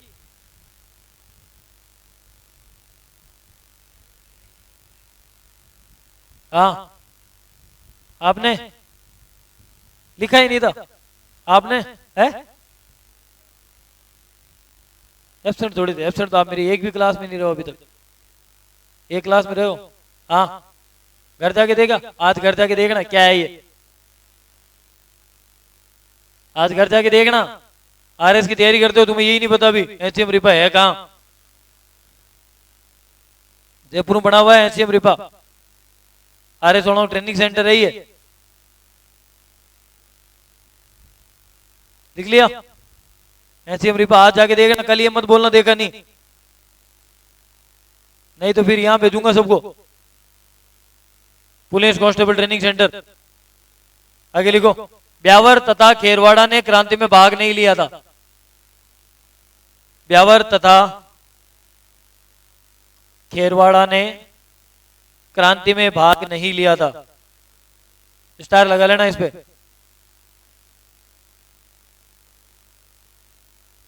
ब्यावर तथा खेरवाड़ा ने क्रांति में भाग नहीं लिया था।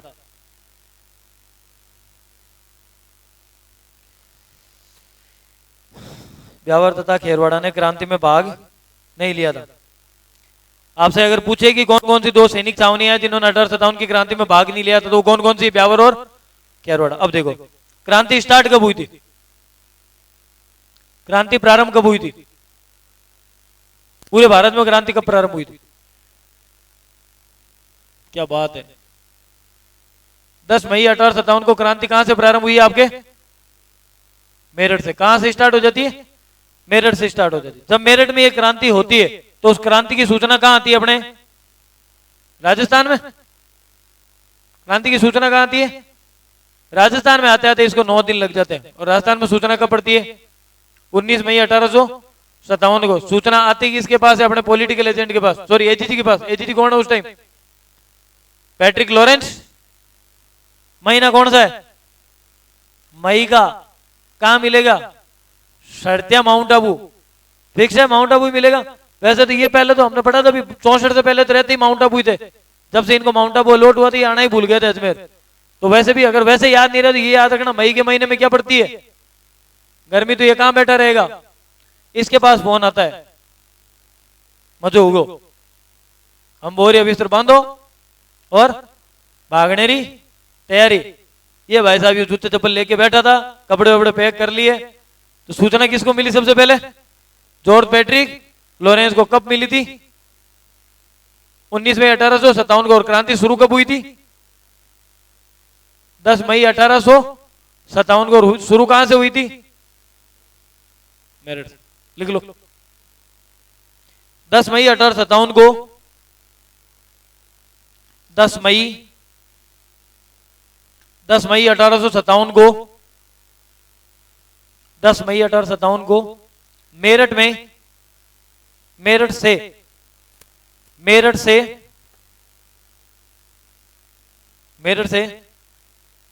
क्रांति की ज्वाला,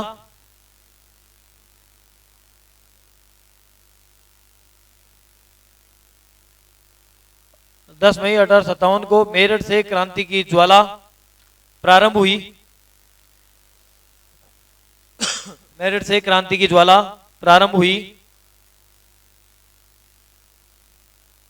जिसकी जानकारी 19 मई, जिसकी जानकारी 19 मई 1857 को,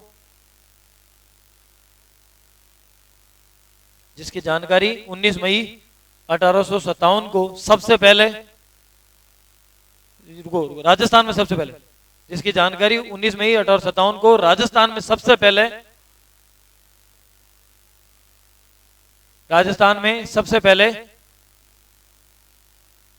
माउंट आबू स्थित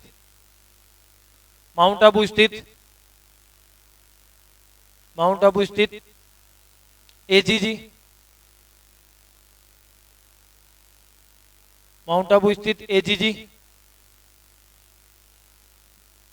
जॉर्ज पैट्रिक लॉरेंस को हुई थी, जिसकी जानकारी राजस्थान में सर्वप्रथम माउंट आबू स्थित एजीजी जॉर्ज पैट्रिक लॉरेंस को हुई थी।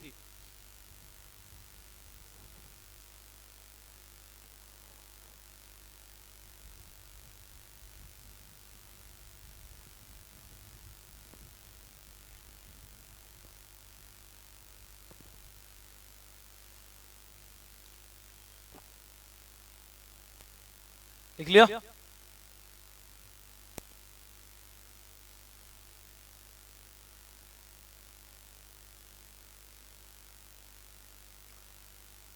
क्या क्या चीज पढ़ ली अपन ने अभी तक?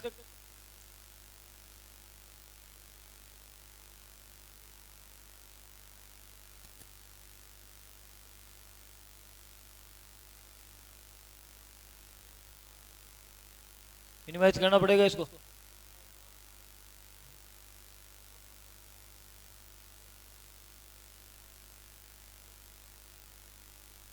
सबसे पहले अपन ने क्रांति के क्या पढ़े? कौन से परिणाम कारण पढ़े हैं? सबसे पहले क्रांति के क्या पढ़े? कारण। कारण के बाद क्या पढ़ा अपन ने? कारण में 3 टाइप से पढ़े थे कारण। एक तो कौन सा? सबसे पहले पढ़ा था सैन्य कारण। क्या सैन्य कारण के बाद में जन विरोध का कारण क्या था, और जनता के विरोध के बाद में सामंतों के विरोध का कारण था, और सामंत विरोध के बाद में अन्य कारण जो भी थे वो अपन ने पढ़े थे। कारण के बाद में क्या पढ़ी थी? एक रूपरेखा पढ़ी थी कि अंग्रेजों ने यहाँ पे कैसे शासन किया था 1832 से लेकर 1864 तक, जिसमें एजीजी का हेडक्वार्टर स्थापित किया था, रेजिडेंट की स्थापना की थी, और ये पैट्रिक लॉरेंस को, ये लोकेट पहला एजीजी बना था, उसके बाद में माउंट आबू ट्रांसफर होना और माउंट आबू और अजमेर दोनों के लिए व्यवस्था होना। उसके बाद में क्या पढ़ी थी अपन ने? उसके बाद में क्या पढ़ी थी? अब नाम बताओ, देखिए छावनी हो गई। नसीराबाद, नीमच, देवली, हरिनपुरा, ब्यावर और खेरवाड़ा। जिसको सबसे ज्यादा डर लगता था कि मुझे याद नहीं होता, उसको याद है। यही था पहले दिन सबसे ज्यादा डरने वाला। तो छावनियां कौन थी? नसीराबाद, नीमच, देवली, एरिनपुरा, ब्यावर और सबसे लास्ट में केरवाड़ा। इन दोनों ने क्रांति में भाग नहीं लिया था, और इनका क्रम क्या? सबसे पहले नसीराबाद, फिर नीमच, फिर देवली, फिर एरिनपुरा। यहां तक कोई डाउट? यहां तक किसी को कोई डाउट है तो बताओ। नहीं है? आगे अब लिखो क्रांति का घटनाक्रम।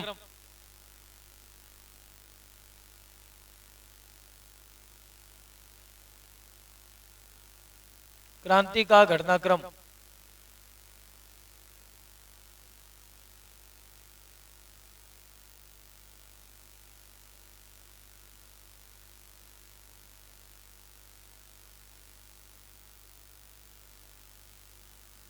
क्रांति का घटनाक्रम।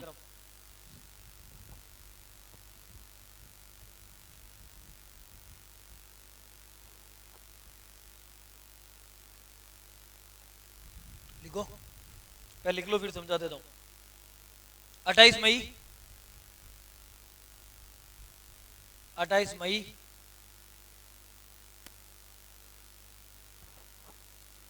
मई दोपहर 3 बजे। ये 28 मई कौन सी है बताया ना? 28 मई 1857। 28 मई दोपहर 3 बजे 15वीं BNI, ये लिख लेना, बंगाल नेटिव इन्फेंट्री। 28 मई को दोपहर 3 बजे 15वीं BNI ने विद्रोह प्रारंभ कर दिया।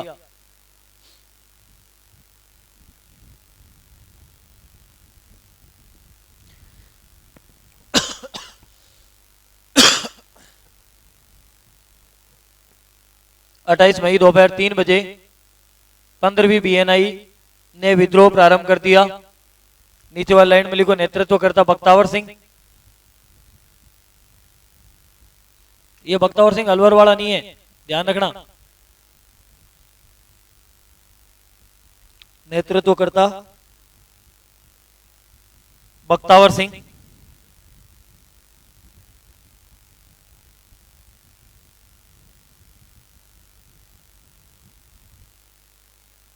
आगे लिखो, लिख लो अगली लाइन। कर्नल न्यूबेरी और कप्तान स्पॉटिश वुड। कर्नल न्यूबेरी तथा कप्तान स्पॉटिश वुड। स्पॉटिश वुड है वो, याद रखना, स्पेटिस नहीं है।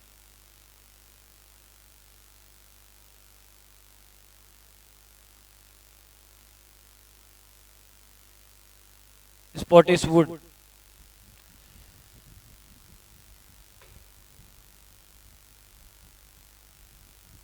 कर्नल न्यूबेरी तथा कप्तान स्पॉटिश वुड को मार दिया गया। कर्नल न्यूबेरी तथा कप्तान स्पॉटिश वुड को मार दिया गया। इन दोनों को सल्टा दिया।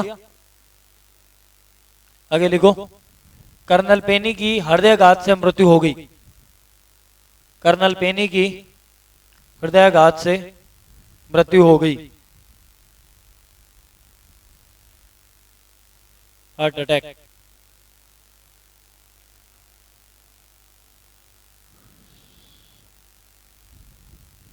आगे लिखो, कप्तान हार्डी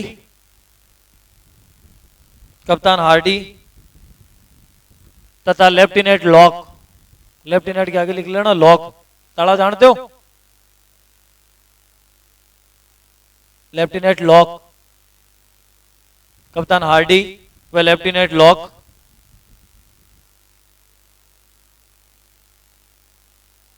घायल हुए। कप्तान हार्डी तथा लेफ्टिनेंट लॉक घायल हुए।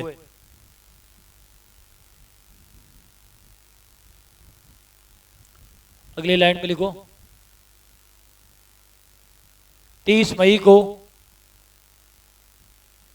अगली लाइन लिखो, 30 मई को 30 मई को 30वीं बीएनआई भी 30वीं एनआई बीएनआई क्या 30 मई को 30वीं एनआई भी विद्रोह में शामिल हो गई।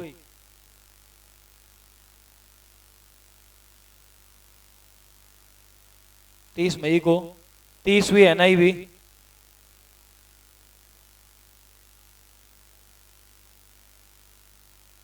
विद्रोह में शामिल हो गई।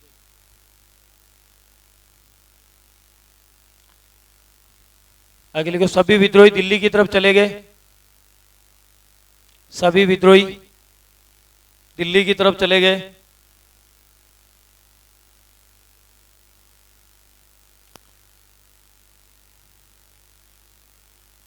सभी विद्रोही दिल्ली की तरफ चले गए और दिल्ली कब पहुंचे? 18 जून 1857 को।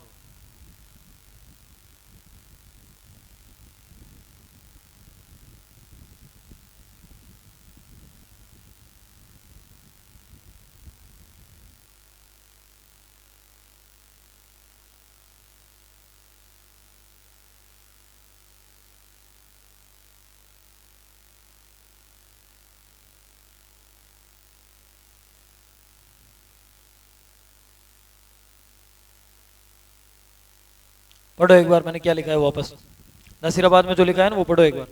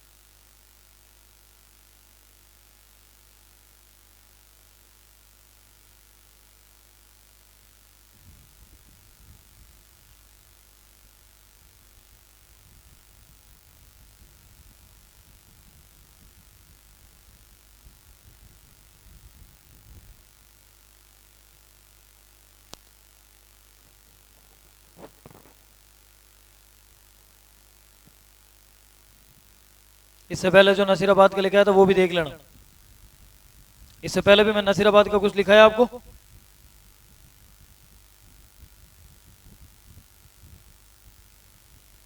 नसीराबाद छावनियों के अंदर लिखा है नसीराबाद के बारे में।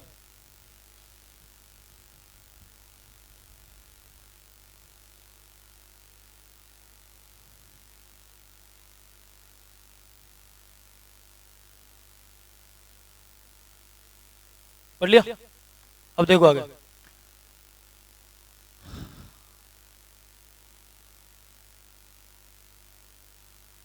देखो नसीराबाद में क्या होता है, जब अजमेर में जो माउंट आबू जो एजीजी बैठा है, उस एजीजी को जब इस बात का पता चलता है कि भाई थोड़े दिनों पहले 10 मई को मेरठ में क्या स्टार्ट हो चुकी है क्रांति, ये सूचना जैसे उसको मिलती है, सूचना मिलती है, वो सबसे पहले क्या करेगा, अपने आप को और अपना क्षेत्राधिकार जो उसको क्या करेगा, वो सुरक्षित कराएगा, पूरे को सेव कराएगा। सेव करवाने के लिए वो क्या करेगा, जितनी खुद की मिलिट्री है उसको क्या करेगा, एक्टिव करेगा, और बाहर से मिलिट्री को क्या कराएगा, वहां पे डिप्लॉय करवाएगा। अपने यहां पे हेडक्वार्टर कहां है, राजस्थान का हेडक्वार्टर कहां है, राजस्थान में हेडक्वार्टर अजमेर।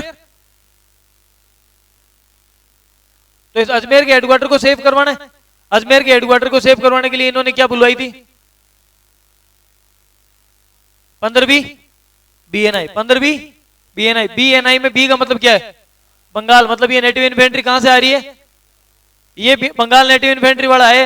फौजी अपने साथ थैले वेले लेके आते हैं, ये बेचारे थैले खोल के यहाँ अजमेर में इनको जो जो कमरे अलॉट हुए थे उन कमरों में जाके ये क्या कर गए, बैठ गए, आराम से बैठे ही थे। इतने में अंग्रेजों के दिमाग में एक चीज आई, इनको बुलाया तो है लेकिन ये आए कहां से, हो सकता है इनके मन के अंदर भी वो क्रांति की ज्वाला भड़क रही हो, तो कहीं ऐसा ना हो ये किस पे अटैक कर दे, किस पे अटैक कर दे, अजमेर पे। अगर इन्होंने अजमेर पे अटैक कर लिया तो अजमेर को लूटने में इनको ज्यादा टाइम नहीं लेगा, ये पलक झपकते क्या कर देंगे, अजमेर को लूट लेंगे। और अगर इन्होंने अजमेर को लूट लिया तो राजस्थान से क्या चला जाएगा अंग्रेजों का,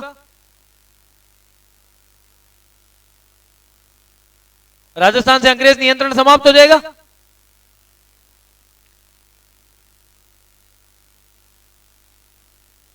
अगर इन्होंने इस पे कंट्रोल कर लिया तो राजस्थान से अंग्रेज नियंत्रण क्या हो जाएगा, समाप्त। मतलब अजमेर क्यों, कौन से जोन में,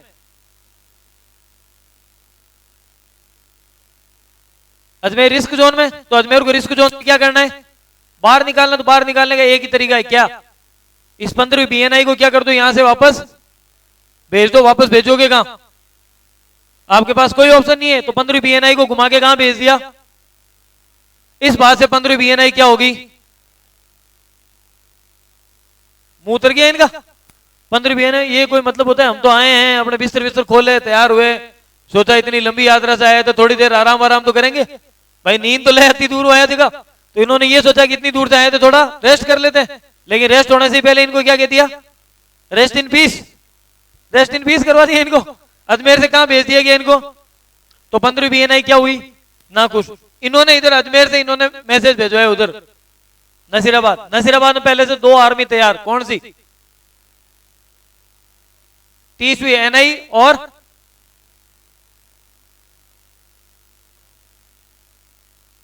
बॉम्बे लॉन्चर्स, ये 2 टीम पहले से वहां तैयार है। अब मुझे एक चीज बताओ, ये भी नेटिव इन्फेंट्री, ये भी क्या है, क्या ये नेटिव इन्फेंट्री इस नेटिव इन्फेंट्री के अगेंस्ट जाएगी, नहीं जाएगी। अगेंस्ट कौन जा सकता है, बॉम्बे लॉन्चर्स वालों को मैसेज भिजवाया, ये थोड़े आ रहे हैं इधर से, इनके मन में हो सकता है वो क्रांति की थोड़ी ज्वाला भड़क रही हो, अपने क्या तैयार करो, बारूद भर के तैयार रखो।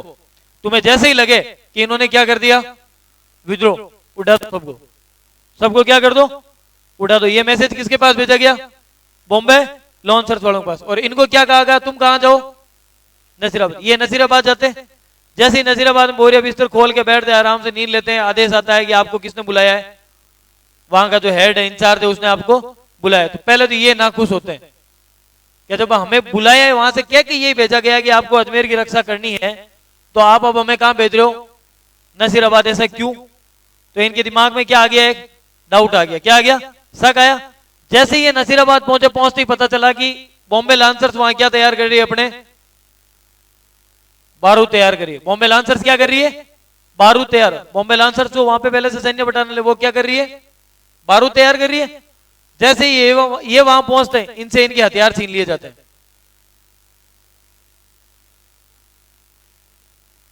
इनसे क्या छीन लिए जाते हैं, ये 15वीं बीएनआई से, 15वीं बीएनआई वालों से इनके क्या छीन लिए जाते हैं, हथियार। अब इनका शक क्या हो गया, कंफर्म। 15वीं बीएनआई वालों के शक क्या हो गया, कंफर्म। आज आपको पता चलेगी आप किसी इंसान के लिए लॉयल हो, या आपको यह पता चलेगी आप किसी इंसान के प्रति क्या हो, वफादार हो। आप किसी इंसान के प्रति क्या हो, वफादार, लेकिन उसको आप पे शक है, तो आपकी वफादारी भी डगमगाएगी कि नहीं डगमगाएगी, कि मैं उस इंसान के लिए वफादार हो रहा हूं जिसको मेरी वफादारी पर क्या नहीं है, भरोसा नहीं है। 30-15 बीएनआई के मन में क्या आ गई, यही बात। इनका हेड कौन, बख्तावर सिंह। बख्तावर सिंह के दिमाग में ये बात आई कि सर ये क्या बात है, आपने बुलाया तो हमें किसकी रक्षा के लिए था, अजमेर की रक्षा के लिए, और भेज कहां दिया। ए बातों कहीं नहीं है, बैठने वाली नहीं है, मेन काम बैठने वाली बात नहीं है। इस बात पे क्या करता है, वहां एक अंग्रेज अधिकारी होता है, उसका नाम क्या है, प्रिचार्ड। अंग्रेज अधिकारी का नाम क्या है, बख्तावर सिंह। इससे पूछता है कि सर आप ये जो बुला अजमेर के लिए रहे हो, भेज नसीराबाद रहे हो, बॉम्बे लांसर्स को बोल रहे हो बारूद तैयार करो, हमें बोल रहे हो कि हथियार क्या कर दो, छोड़ दो, ये कौन सा तरीका हुआ आपका। प्रिचार्ड इसको कोई जवाब नहीं देता कि यार ऐसे ही वो तुम लोग थके हुए आए हो ना, इसलिए तुमसे तुम्हारा हथियार रखा लिए गए। तो क्या थकने का हथियारों से क्या संबंध, मैं कोई आज तो आर्मी में लागी होगा नहीं, चाहे तो बंगाल और राजस्थान बुलाया, मैं जम्मू कश्मीर गया तो कौन रखवाया माकून। तो इस बात पे इनकी क्या हो जाती है, दोनों एक दूसरे के अगेंस्ट हो जाते हैं। एक तरफ कौन है और दूसरी तरफ कौन है। अब क्रांति अपने चरम पर थी, कौन से लोग क्रांति स्टार्ट कर देते हैं, 15वीं बीएनआई। इनके सामने दो लोग आते हैं, कौन, कैप्टन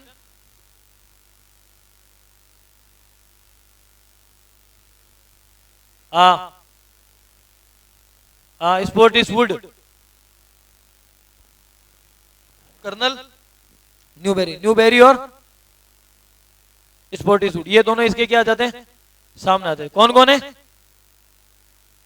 एक तो न्यूबेरी, दूसरे स्पोर्टिस। ये भाई साहब परेशान तो वैसे ही थे, ये दोनों जैसे ही सामने आए, निकाली बंदूक, बराथर्रा फुट, न्यूबेरी खत्म, निकाली वापस बंदूक, टेकी एक गोली, और किसके, स्पोर्टिसवुड के। स्पोर्टिसवुड भी RIP हो गया। जैसे ये RIP हुआ, बाकी अंग्रेजों ने क्या लिए, जूते हाथ में और भागना शुरू। दो अंग्रेज लोग वहां से भाग रहे थे, कौन कौन,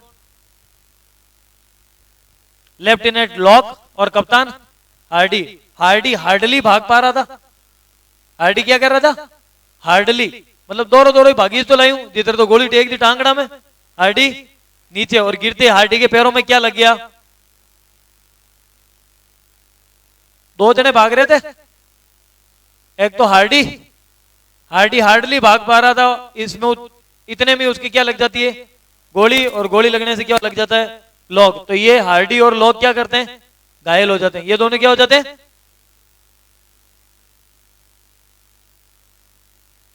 एक जना पीछे बचता है, कौन, पेनी। कौन बचता है, पेनी। अपनी पेनी निगाहों से सबको देख रहा होता है, ए गयो गयो, ये लगी इरी लगी, दो रे पगम गोली और दो रो RIP, दो रेस्ट इन पीस हो जाते हैं। ये जैसे ही कर्नल पेनी को पता चलता है कि अगला नंबर किसका है, अपना, कर्नल पेनी तो ले जूते हाथ में वही भागे। सामने से भाई साहब बख्तावर सिंह जी खड़े ही थे, निकाली बंदूक कि पेनी साहब मार दूं। पेनी साहब के तू तो मारेगा, मैं खुद ही मर जाऊं। इतने में पेनी साहब के क्या आ गया, हार्ट अटैक आ गया, और पेनी साहब भी क्या हो गए, रेस्ट इन पीस हो गए। ये है तुम्हारे नसीराबाद की क्रांति। आगे समझ में आया कौन था, वापस समझो एक बार। 15वीं बीएनआई आती है, 15वीं बीएनआई नाखुश होती है। नसीराबाद जाने के बाद इनका लीडर बख्तावर सिंह लड़ाई किससे करता है, पहले प्रीचार्ड से। प्रीचार्ड इसको कोई जवाब नहीं देता है। इसके जवाब नहीं देने की वजह से ये गुस्सा किस पे निकालता है? न्यूबेरी और स्पोर्टिसवुड। एक नॉर्थ में था और एक कहां था? एक नॉर्थ में और एक कहां था? साउथ में। नॉर्थ में न्यूबेरी, साउथ में स्पोर्टिसवुड, दोनों को गोली मार देता है। एक बंदा था जो हार्डली भाग पा रहा था, उसके गोली लगाती, वो क्या हो गया? वहां पे लोग हो गया। एक इंसान जो है वो अपनी कौन सी निगाहों से देख रहा था? पेनी वर्ड सुना होगा, पेनी निगाहों से देखना। किस किस ने ये वर्ड सुना है, पेनी निगाहों से देखना? अभी मैं बताऊंगा और फिर बोलोगे सुना है। वो तो तू देखता है, मैं पेनी निगाहों का पूछ रहा हूं। क्रिकेट कौन कौन देखता है तुम में से? है? जब क्रिकेट की कमेंट्री सुनते हो तो आपको एक जवाब सुनने को मिलता होगा वहां पे कमेंट्री में, एम्पायर की पेनी नजर ने नकारा। एम्पायर की पेनी नजर। पेनी नजर का मतलब होता है शार्प।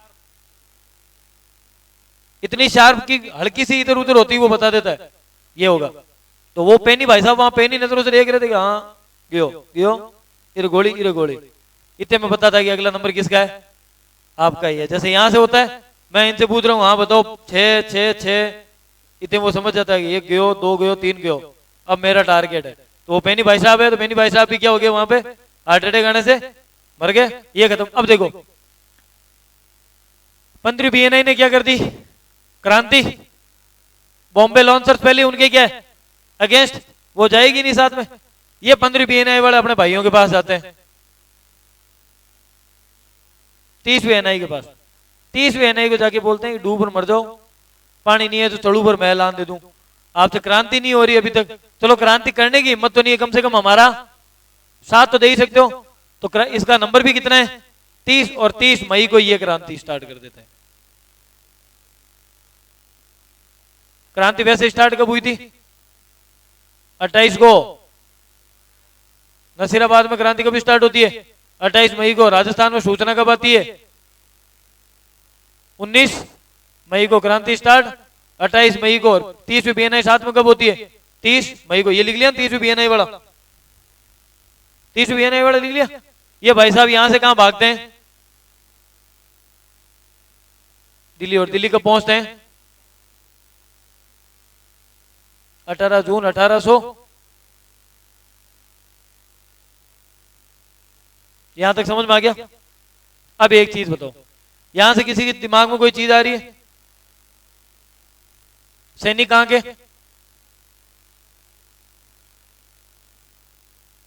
क्रांति कहां हो रही है? अंग्रेजों का हेडक्वार्टर। अंग्रेजों का हेडक्वार्टर। ये भाग कहां रहे? ये नसीराबाद वाले सैनिक भागे कहां फिर?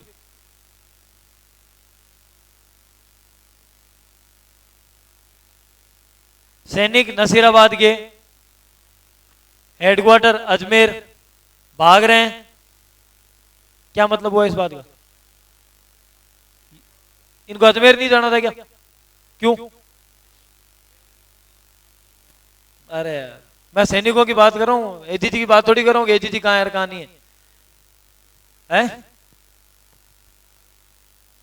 क्रांति को, पूरे देश में क्रांति को फैलाना उनका उद्देश्य थोड़ी था। उनका उद्देश्य तो था अंग्रेजी हुकूमत को समाप्त करना। और अंग्रेजी हुकूमत कहां है? होता यह है कि नसीराबाद में क्रांति हो गई, ये न्यूज कहां पहुंचती है? अरे अजमेर कहां, दिल्ली। ये न्यूज कहां पड़ती है? अजमेर। जैसे तुम्हारा टेस्ट होता है, अभी टेस्ट हुए 1-2 टेस्ट हुए, टेस्ट होते हैं तो पता चलता है ना कि टेस्ट के पेपर नीचे आ चुके हैं, धड़कने तेज। टेस्ट के पेपर पीछे से पढ़ना स्टार्ट हो गए और धड़कने तेज होती है। अजमेर वाले अंग्रेजों के पास सूचना आती है कि क्रांति कहां हो गई है? नसीराबाद में। कितनों को सल्टा दिया है? 3 अधिकारियों को तो सल्टा दिया, 2 के कहां लगी है? गोली लगी है, घायल हो गए दोनों। और पता नहीं कितने अंग्रेजों को तो जूते मारे जा रहे हैं। कोई चालता हो टेकी गुद्दी में ले फोट घना दिन आई थन लपका करता नहीं हो। और रियलिटी है ये, सैनिकों ने अंग्रेजों को जैसे मन में आया वैसे धोया है, जितना मन में आया वैसे कूटा क्रांति के टाइम। तो कोई अंग्रेज मिलता रह टेकी थप्पड़ पे दिन कहीं गए हो तुमने? सिट डाउन, सिट डाउन, आजा सिट डाउन करो। ये सूचना कहां मिलती है इनको? जाके अजमेर में। अजमेर में जैसे ये सूचना पहुंचती है, अजमेर में सूचना पहुंचती है, अजमेर वाले वहां बैठे ही रहते हैं, अपने लुगाइयों को टाबरों को बोल दिया कि देखो जूते चप्पल तैयार रखना, वो टाइम कभी भी आ सकता है जब अपने को यहाँ से मारवाड़ी क्या थूत्या थू, कभी भी थूत्या थू यहाँ से होना पड़ सकता है। ये भाई साहब तैयार होके बैठे हो थैले वेले लेके, हाँ कहाँ कि अजमेर के पास में, उधर से 4 किलोमीटर आगे आ रहे हैं, हाँ बैठे, 3 किलोमीटर दूर आ रहे हैं, और धड़कने तेज, फिर पता चला 2 किलोमीटर दूर के आगे कि भागे कि नहीं रुको, क्या हुआ, वो निकल गए बाईपास, सीधे कहाँ चले गए दिल्ली, तब जाके सांस में सांस आई, नहीं तो अजमेर वाले बैठे बैठे भोमिया सार पितर सार सब कुछ ही हो रहे थे, ए बाप जी आज बचा लीजो, आज जीव तो रियो कॉल थारे फेरियां दे 21 बार नाक रगड़ू, पूरा नाक रगड़न घस ले, सारे बातें कर रखे थे अंग्रेजों ने। जैसे ये पता चला कि ये अजमेर से बाईपास से चले गए और जाकर आ रहे हैं दिल्ली। अब बात, एक सवाल पूछा जाता तुमसे मेंस में, पहली बात, नसीराबाद में क्रांति करने वाले सैनिक दिल्ली ही क्यों गए? दूसरी बात, दिल्ली गए तो अजमेर क्यों नहीं गए? ये 2 सवाल आते हैं, एक तो अजमेर क्यों नहीं गए और एक दिल्ली क्यों गए। इन दोनों सवालों के जवाब है किसी के पास या मुझे देने है? तो बहादुर शाह जफर का क्या मतलब हुआ यहां? क्रांति किसको करनी थी? ठीक है, और देखो जब नसीराबाद में क्रांति स्टार्ट होती है तो इनको जाना कहां चाहिए था? अजमेर। और ये एक गलती भी मान लो, अगर ये सारे सैनिक उस टाइम अजमेर चले जाते तो ये चंद मिनटों में अजमेर को क्या करवा लेते? अंग्रेजों से मुक्त कर। और अंग्रेजों का जैसे एजीजी का हेडक्वार्टर अगर आपने तोड़ दिया तो अंग्रेजी साम्राज्य की क्या हिला दी? पूरी जड़ें हिला दी। और जड़ें हिलती ही जहां जहां अलग अलग, जैसे मेवाड़ का पॉलिटिकल एजेंट है तो वहां इसके जैसा कोई भी खड़ा होकर ठोक देता, भाग जा तारो एजीजी कौन रही हो। जब तुम पॉलिटिकल एजेंट हो तुम्हें जानकारी किसको देनी है? जीजी को देनी है। बीच में जब तक तुम्हारे एजीजी नहीं होता है तब तक तुम कुछ कर ही नहीं सकते। जब तुम्हारे एजीजी के हेडक्वार्टर मतलब किसको? अजमेर को ही सैनिकों ने खत्म कर दिया तो क्या पॉलिटिकल एजेंट की इज्जत बचेगी? नहीं बचेगी। तो अगर ये लोग वहां जाके इस अजमेर जाके एजीजी के हेडक्वार्टर को क्या कर देते? खत्म कर देते, पॉलिटिकल एजेंट का कॉन्सेप्ट ही वहां खत्म हो जाता। लेकिन इन्होंने ऐसा किया नहीं। ये अजमेर नहीं जाते, उसके पीछे की रीजन क्या है? पहला रीजन, इनके पास थे महिला और बच्चे।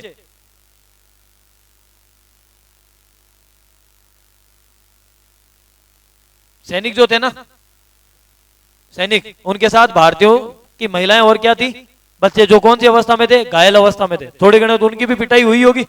और घायल अवस्था के साथ साथ नसीराबाद से अजमेर तक पैदल आए बाबड़े, मई के महीने में धूप में।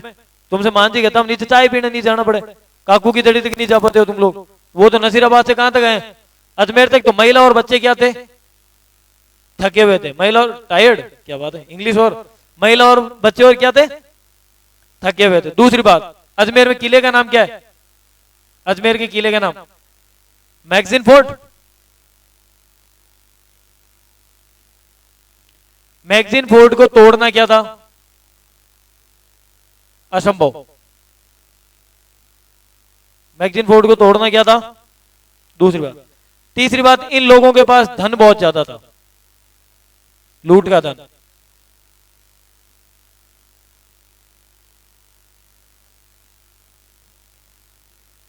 अति प्लस अधिक लिख लेना हो, अति अधिक। लूट का धन इनके पास क्या था? बहुत ज्यादा था, जिस वजह से भी ये लोग वहां नहीं जा पाते। चौथी बात, मन में इनके क्या था? डर था कि पता चला नसीराबाद वालों को तो कूट दिया अंग्रेजों को, अजमेर जा रहे हैं वहां कूट तो पा नहीं रहे, फिर उल्टा कुटीज के चुपचाप वापस जाके नसीराबाद बैठ रहे हूं ठोकीज का। 30 रुपये वालों को लेके आए, वो और पीटेंगे ले जाते कि मैं तो जाओ ही कौन, तू जबरदस्ती ले रहे हो। इस चक्कर में इनके मन में क्या था? डर। साथ ही साथ आप वो सारे रीजन लिख सकते हो जो हम बोलेंगे अभी कि दिल्ली जाने के पीछे रीजन क्या था। ये दिल्ली क्यों गए, इसके पीछे के सारे रीजन किसके लिए हैं कि अजमेर क्यों नहीं गए। भाई आपसे आज कोई पूछे कि आपने ये काम क्यों किया, तो आपने ये काम इसलिए किया क्योंकि आपने दूसरा काम नहीं किया। तो दूसरे काम के नहीं करने का रीजन वो सारे हैं जो इस काम को करने के रीजन। तो दिल्ली जाने के जो रीजन होंगे वो अजमेर नहीं जाने के रीजन होंगे। तो ये पर्टिकुलर ये रीजन तो बता दिया मैंने कि उनके साथ कौन कौन थे? महिलाएं थी और बच्चे थे, मैगजीन फोर्ट जो था उसको तोड़ना असंभव था। इनके पास लूट का धन क्या था, बहुत ही ज्यादा था, जिसको कैरी करना इनके लिए संभव नहीं था। ये चाहते थे कि जल्दी से जल्दी इस लूट के धन को कहां पहुंचा दिया जाए, दिल्ली पहुंचा दिया जाए। और इनके मन में एक डर था कि कहीं ऐसा ना हो कि हम वहां जाए और अंग्रेजों से क्या हो जाए, हमारी हार। ये लिख लो चारों पॉइंट, अपनी भाषा में लिख लोगे, ये लिखो, लिखानो पड़ी। स्थानीय भाषाओं काम कौन चला?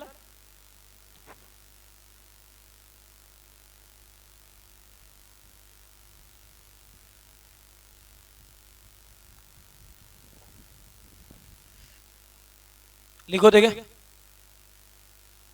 मैंने काम बताया था, याद है क्या? क्या बताया था?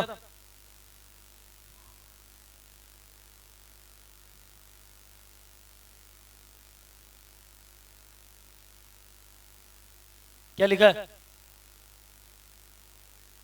बताया था मैंने, उद्देश्य बताया था, किया काम वो? जिसको समझाना था वो समझ गया।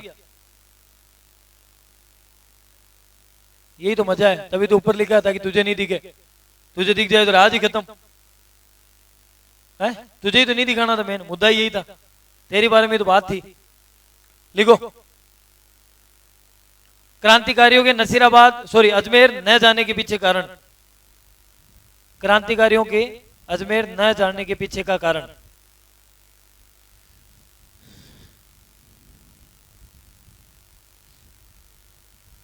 क्रांतिकारियों के अजमेर न जाने के पीछे के कारण।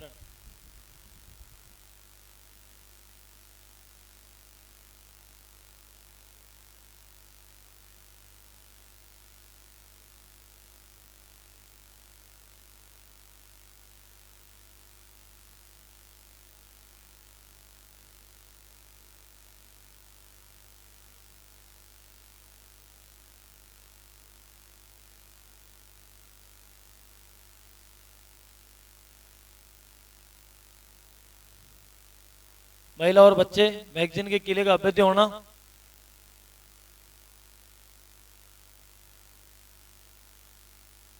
लूट का धन क्या होना, अत्यधिक होना। और चौथा क्या लिखा था?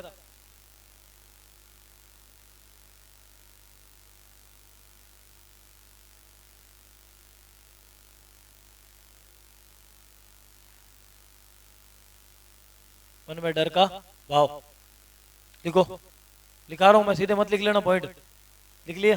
गजब तेज हो रहे हो। कीवर्ड मारी भी नहीं, मनी में आओ। लिखो, पहला पॉइंट लिखो, सैनिकों के साथ, सैनिकों के साथ, सैनिकों के साथ घायल अवस्था में, सैनिकों के साथ घायल अवस्था में, सैनिकों के साथ घायल अवस्था में महिलाओं तथा, सैनिकों के साथ घायल अवस्था में महिलाओं तथा बच्चों का उपस्थित होना। सैनिकों के साथ घायल अवस्था में महिलाओं तथा बच्चों का उपस्थित होना।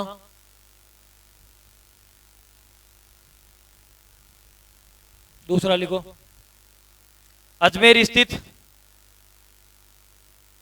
अजमेर स्थित, अजमेर स्थित मैगजीन का किला, अजमेर स्थित मैगजीन का किला जिसमें, अजमेर स्थित मैगजीन का किला जिसमें, अजमेर स्थित मैगजीन का किला जिसमें धन रखा हुआ था, धन तथा हथियार रखे हुए थे, जिसमें धन तथा हथियार रखे हुए थे, जिसमें धन तथा हथियार रखे हुए थे, उसका अवैध होना, उसका अभेद्य होना। अभेद्य मतलब जिसको भेदा न जा सके, वन वर्ड है ये तो, शब्द समूह के लिए एक शब्द। तीसरा लिखो, नसीराबाद से भागे सैनिकों के पास,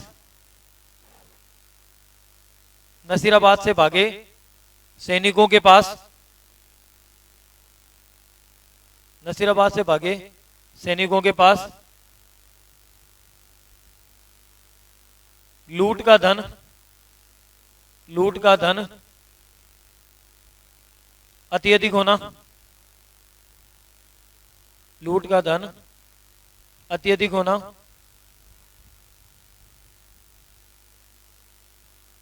लूट का धन अत्यधिक होना। 5 वाली को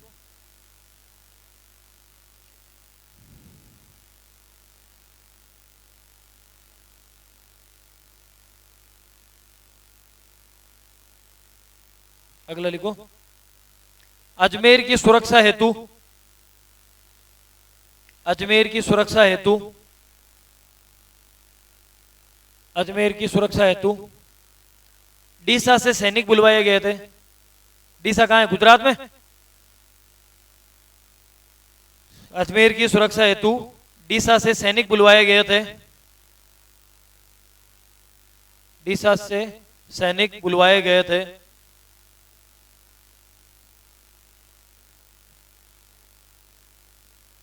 जिससे, डीसा से सैनिक बुलवाए गए थे जिससे नसीराबाद के सैनिकों में, जिससे नसीराबाद के सैनिकों में हार का भय उत्पन्न हुआ। हार का भय, भय, भय जानते हो क्या होता है? डर। मूवी देखो भैरू, जिसके भय से दुनिया कांपती है रे। सुना है डायलॉग अनुपम खेर का? ये तुम्हारा नाम क्या है? भैरू, जिसके भय से दुनिया कांपती है रे। मन में डर का भाव। अगला लिखो,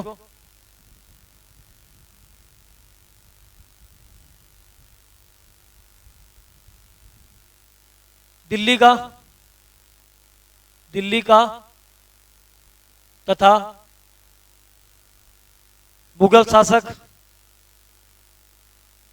दिल्ली का तथा मुगल शासक बहादुर शाह जफर, दिल्ली का तथा मुगल शासक बहादुर शाह जफर का महत्व, दिल्ली का तथा मुगल शासक बहादुर शाह जफर का महत्व।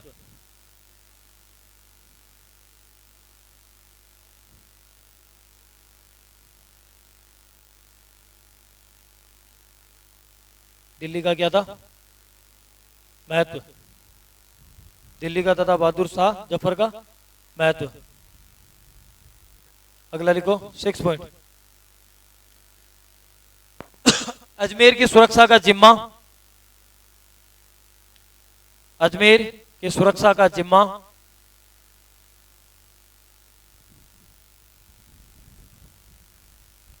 अजमेर की सुरक्षा का जिम्मा अंग्रेज अधिकारी, अंग्रेज अधिकारी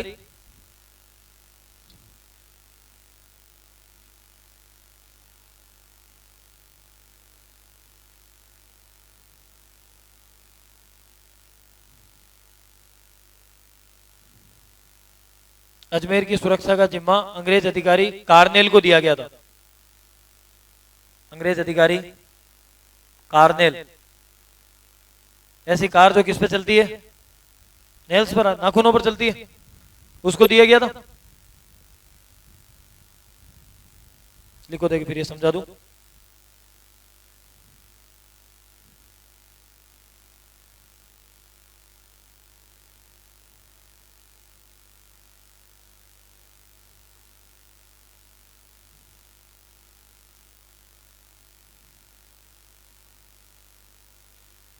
अब देखो, सबसे पहली बात तो क्या है, उनके साथ क्या थी? महिला थे और बच्चे थे। दूसरा क्या है, उनके पास क्या था? उनको पता था कि हम अटैक किस पे करने जा रहे हैं? मैगजीन के किले पर। और मैगजीन का किला क्या है? अवैध, जिसको कभी भी भेदा नहीं जा सकता। इसलिए उन्होंने मैगजीन के किले पर अटैक ही नहीं किया। हालांकि मैगजीन के किले पर अगर वो अटैक करते और मैगजीन के किले में अगर वो जीत जाते तो जीतने से क्या होता? अंग्रेज में जो सॉरी अजमेर में जो अंग्रेजों का धन रखा हुआ था वो संपूर्ण धन किनके पास आ जाता? सैनिकों के पास आ जाता। लेकिन सैनिकों ने वहां अटैक नहीं किया। तीसरा क्या है, उनके पास लूट का धन क्या था?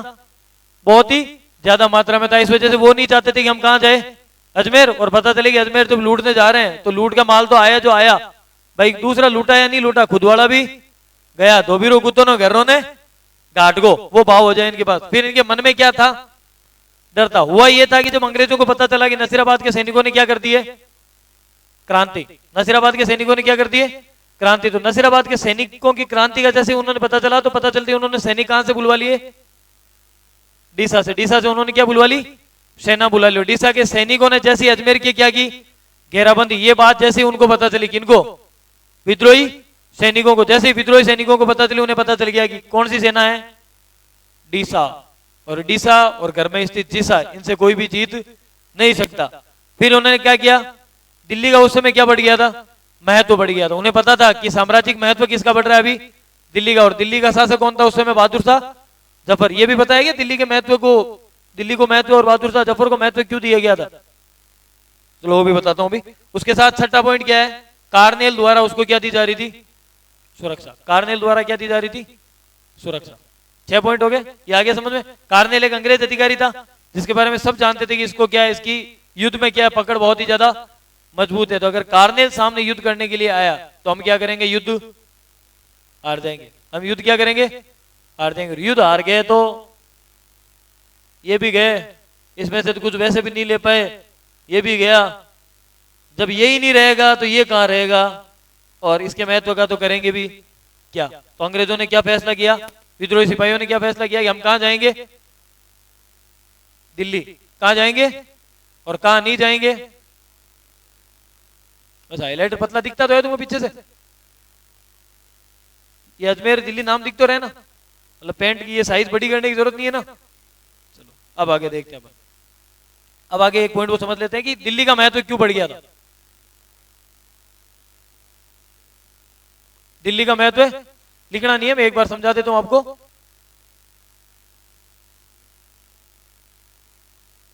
दिल्ली का महत्व क्यों बढ़ गया था, जब बात यह हुई कि अंग्रेजों के शासन को हमें क्या करना है, अंग्रेजी साम्राज्य को क्या करना है, खत्म। तो एक ही बात सामने, अगर अंग्रेजों को खत्म करोगे तो नया साम्राज्य किसका स्थापित करोगे। अगर अंग्रेजी साम्राज्य को आप खत्म कर रहे हो तो नया साम्राज्य किससे क्या स्थापित करोगे, किसका करोगे, बहादुर शाह जफर का। क्यों,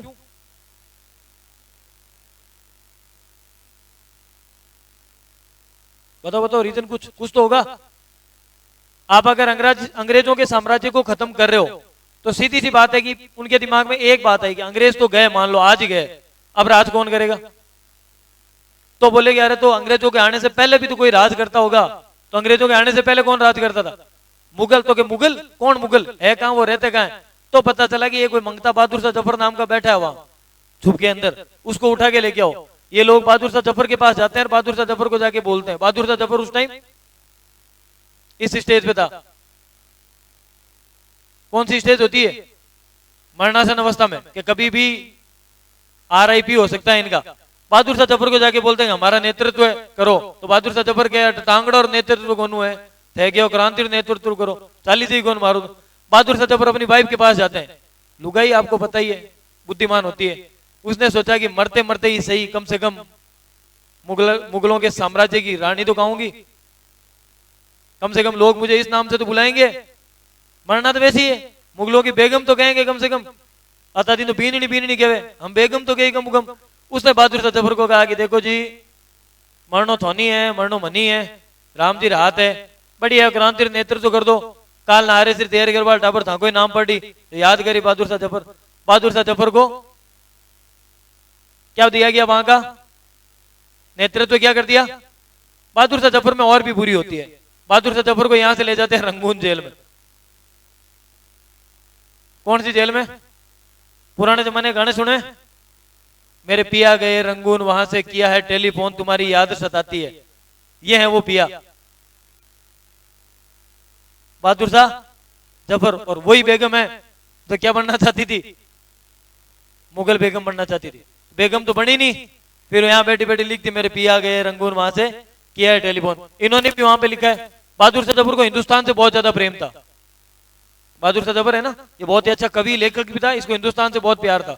ये अपनी अंतिम कविता लिखता है, उसमें ये लिखता है कि ए जफर तू कितना बदनसीब है, ए जफर तू कितना बदनसीब है कि तुझे 2 गज जमीन भी वसूल नहीं हुई अपने दिल्ली दागदार में। मतलब दिल्ली जैसा शहर जिसको तू इतना प्रेम करता था, मरने के बाद तुझे 2 गज जमीन नहीं मिलेगी उस दिल्ली में। ये जफर की अंतिम पंक्ति है। ठीक है।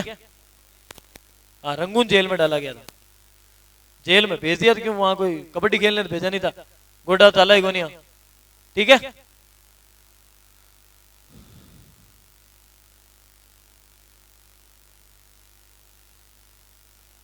जाओ बोलिए।